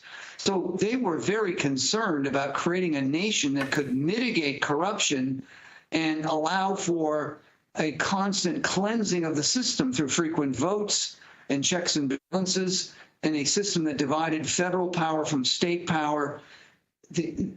We created a nation that had a better shot at ruling so that people would be empowered than any other prior nation. And there is no nation that has a better system of government than we do. If you believe in the freedom of the people to rule. The right answer, perhaps you misunderstood my question, and that was, it seems that the Constitution, Supreme Court, and the Christian faith are standing in the way of Marxism taking over. Yeah, absolutely. Yes, I didn't understand your question. Yeah. That's absolutely true. We're really, these three things are the bulwark that really protects our country. against a total transformation, a total takedown. We have enemies that want to destroy America. And what stands in their way are those three things that you articulated. All right, so what's so interesting about this, Scott, is that so often it's easy to get mad at the church and point fingers. And a lot of pastors are probably processing all the things that we're talking about. But it is the Christian faith and the belief in the Bible is the one thing right now, that standard of order and morality is standing in the way from complete chaos. I'm wondering why we can't agree on that. Well, Harry, I wonder too. And sometimes I think sometimes people lose perspective. Christians can be very idealistic and they can be fundamental as well. So if you don't conform to the fundamental views, Christians can be, I think, short-sighted. I mean, the fact is that God only has sinners to work through. And what we hope through the Christian faith is that we become, our lives get transformed to being more like God. I mean, I think we're all called to be, image bearers of Christ. We fall short, but when we are, life goes better. Do you think? And oh, excuse me. I'm sorry, Scott. Do you think that we sense the seriousness of this election cycle as believers? I certainly do. I think you certainly do. I think anybody that's been following what's been going on in our country can't help but feel like we are nearing a tipping point where there's no recovery. We've seen probably 20 million so-called illegal immigrants coming into our country, and many of whom are hostile to the United States. We have Chinese coming in. We have Hezbollah cells in our country right now. They didn't come in to assimilate with America. They came in because I think they're going to be activated to create disruption and chaos in our country, and that's what I wrote about. And in the article, I think that caught your attention, we now have a new directive. It's called the Department of Defense Directive 524.01, which has taken an unprecedented position of basically empowering the military to exercise deadly force against American citizens. This is very alarming. After the Civil War, during Reconstruction, there was abuse of power because there were Union troops in the South, and there were problems. There was an abuse of military power against civilians. And so there was a law passed, Posse Comitatus, which basically would divide law enforcement from the military, and the military would have no role in enforcing the laws within America. The military is directed outward, defending the nation against adversaries from the outside. So this development is alarming because, we certainly have large contingencies of people in this country that want to prevent Donald Trump from either being elected or assuming office and being inaugurated. And we don't know what's in front of us except potentially a lot of chaos that's been instigated by enemies of America operating within the United States. And our domestic adversaries will want to turn all of that against, the supporters of Donald Trump. Mm-hmm. In other words, they would do to our country what they did in the January 6th protests over questionable voting irregularity that prompted 1 million people to come to Washington to express their concerns, and that the vote should not be certified until it was sent back to the various states where the vote was in question. And of course, we know what happened there. That was all turned against the patriots, making the Trump supporters look bad. And hopefully we learn from that, and that we're not going to take the bait and use any violence. But at the same time, there may be others that instigate violence and can somehow manipulate the media into blaming it on, the Trump supporters. Scott, how do you handle the term Christian nationalism? I view it as a misnomer.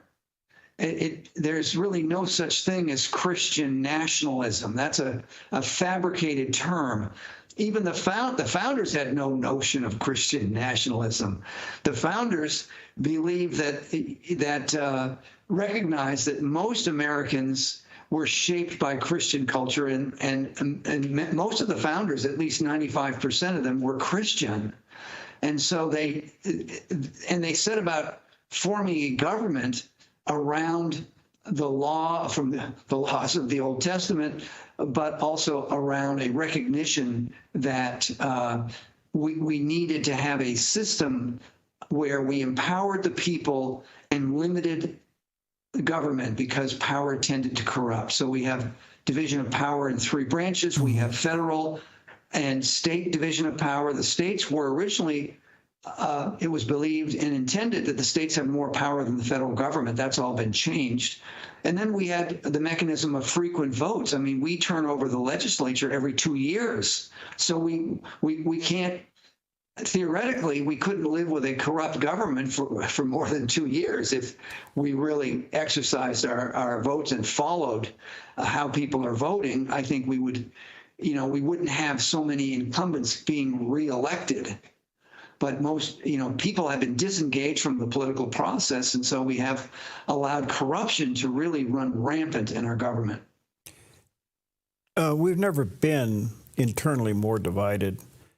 Do you think we could ever return to some form of unity and get together again? Well, I believe that God's hand can move. Certainly God's hand moved in ancient times. It's, the Old Testament is punctuated with many stories of how God raised up kings and took kings out of power. And even many people believe that we get the government that we deserve. I mean, God allows us to get the government we deserve. So I think we've passed through a period where corruption has been allowed to God basically removed his hand of protection, and corruption is now so much in our face that there is a wake up, an awakening of American people. And I think that that's a necessary thing in order to recover our country. In other words, we really need to have a government that believes in the Constitution and really believes in all of the things that made America great. I mean, the whole idea of Donald Trump's campaign of Make America Great Again is really not to introduce new things to our country, but rather to recover what already has been there. Really from the beginning of the founding of our country. We had a country of the people, by the people, and for the people. And when people are free, they tend to be more creative. They tend to be more motivated. They're prosperous. They flourish. And that's what I think most Americans want to see restored. And a limitation on corruption. We've got to cleanse our nation from corruption. Given the clear failure of communism and Marxism through the years in various parts of the world, there isn't a communist country or a Marxist country where the people are free. And yet it's the motivating factor of the left to do that to America. I'm trying to figure out, why would we exchange what works for what has failed? Well, the majority of American people do not want to exchange that. Remember, the first communist revolution in Russia was instigated by Lenin. And Lenin had a very small following. How was he going to take down this big nation, well established, the Russian nation and the government by the czars and the elite at that time. Well, Lenin employed criminals. He developed the theory of the vanguard, where where certain people, revolutionaries in place, could create enough problems that they could take down a system. And I believe that the left in America is a real minority, and yet it has a preponderant influence now in our culture because, they've been marching through the institutions of education for decades, the universities, now the culture, Hollywood, the music industry. Our culture has been captured by the left, and it's a process that's happened rather slowly, incrementally, like the frog boiling in the water who ultimately dies because it happened gradually. And America has been losing ground to the cultural Marxist left for decades. But now it's come to a point where our political system now has to, is being threatened to be transformed. It was Barack Obama who talked about the transformation of America before he was elected. And he believed in a different vision that would be a total departure from the Constitution. And we had a reprieve with Donald Trump. We had prosperity and a return. We didn't have an open border. Illegal immigration fell to a very low point.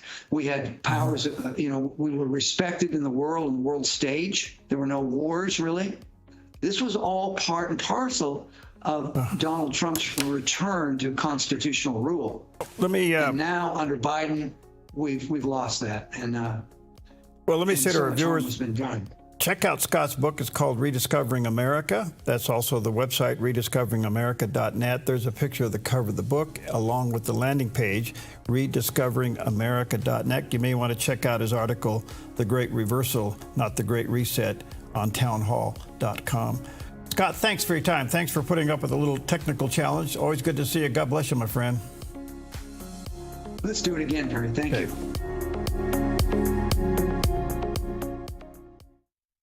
It's one of the most important decisions that you make, which insurance company to choose for the health care that best meets your needs. Turning 65, we have answers.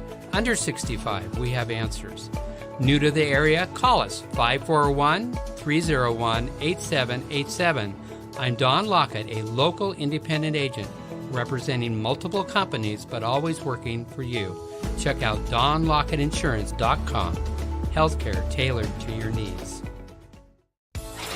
Studies show that play is one of the best ways to stimulate brain development and learn how to solve problems. In fact, play is critical to our physical and emotional well-being At any age. Learn more about play at thegeniusofplay.org.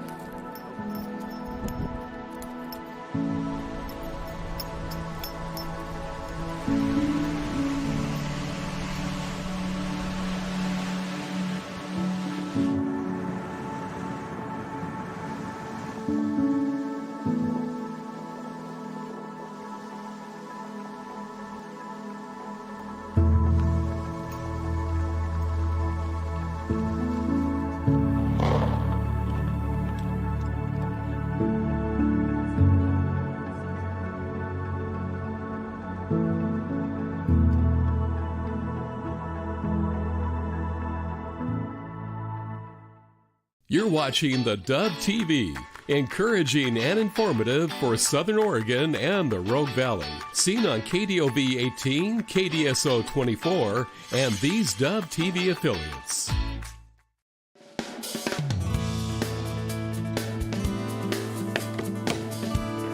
Hey, good morning. morning to you. Welcome to Mornings on the Dove, because this is a happening place. It is. Because Jerry is a happening guy. Yeah, well, that's questionable, but this is a happening place. And this is where I happen to be next to him. Yeah. Anyway, good morning to you. Happy Thursday. We like to sneak ahead and call it Friday Eve. A nice rain shower yesterday. Yeah. And I think we have some video of something that happened at the top of the mountain yesterday. Yeah, that'll be nice to look at. I don't know. Do you have that, Scott? Do you have that little shot where it shows the top of the mountain? Am I going? He's going down in the deck. Yeah, he's going, wait a minute. I was going to. Yeah. That was yesterday at the top of the mountain. Yeah, but look at this. This is a different camera, Perry. This is like by the big golf ball up there, you know? Yeah. And look at it go around. And now we're looking at the very top. Over there's the top of the bowl. Yeah. So we're looking down at the top of Ariel Chair. I want to know how to get to this camera. And it moves. Well, it's on who's moving it? It's on top of one of the broadcast towers up there. Oh. So you look at that. Moving around. But that was yesterday. Okay. So for those watching on radio, we're looking at the top of Mount Ashland yesterday where it actually got some snow. Yeah, and snow that's stuck. Yeah, absolutely. So we'll talk about that a little bit. So promising. Yeah, that's a nice way to start the day. Thank you. There you go. Yeah. All right. Excuse me. Good morning to you. Happy Thursday. Anything special today? Yes, it is National Food Day. Well, I'm at a loss for words. You're supposed to have it 3 times a day. Yeah, well, that's a good thing. Now, this is a little bit unique, though, because it's about healthy and nutritious food. Oh, well, here comes RFK Jr. Oh, absolutely, yeah. Okay. And, fill in the blank on what you consider healthy and nutritious. But, there are so many different ideas on what's good these days. I mean, we have everything from the carnivore diet to people who eat everything but carnivore-esque, avoiding meat or eating nothing but meat, and then you see everything in between. What say you? Well, have you ever tried to diet? Yeah, I have, actually. Okay, so the word die's in there. Okay. Well, I know the feeling. Yeah, okay, I can relate. I don't know. It's really interesting. I would say that the one that seems to be the most consistent, and there's a ton of them out there, is the Mediterranean diet. Yes. More and more people that I've heard have done that have had better results and more consistency in trying to change their habits and eating habits. Yeah. It seems to be one of the most balanced. And we see a little bit of that actually in, I won't call it a Japanese diet, but a lot of people in Japan eat a lot of fish, a lot of vegetables, and their diet seems to be a little bit healthier in that sense. Less saturated fats, probably less, soy sauce. Anytime I think of Asian food, I think of soy sauce, and that's salt. But, got to have a little bit of salt. So anyway, whatever it is, eat healthy today. And for our second and last item of the day, we're going to take a walk down commercial memory lane. My baloney has a first name. It's O-S-C-A-R. My baloney has a second name. It's M-A-Y-E-R. Oh, I love to eat it every day. And if you ask me why, I'll say, 'cause Oscar Mayer has a way with B-O-L-O-G-N-A. Oscar Mayer, the first name in Bologna. How's that? That's pretty good. So what is it, Bologna or Bologna? Whatever you want it to be. How did Bologna become Bologna? How come all A's in the British accents are R's? Yeah, well, I don't You ever know. notice that one? Yeah, well, there are different kinds of bologna, too. German bologna, kosher and halal bologna, Lebanon bologna, rag bologna, South African polony, they call it, and then there's vegetarian bologna. But, on this National Food Day where we encourage eating healthy, do you know that bologna is actually a flat hot dog? Oh, really? Yeah, they mince up whether it's pig, beef, chicken, or turkey. Use a variety of low-cost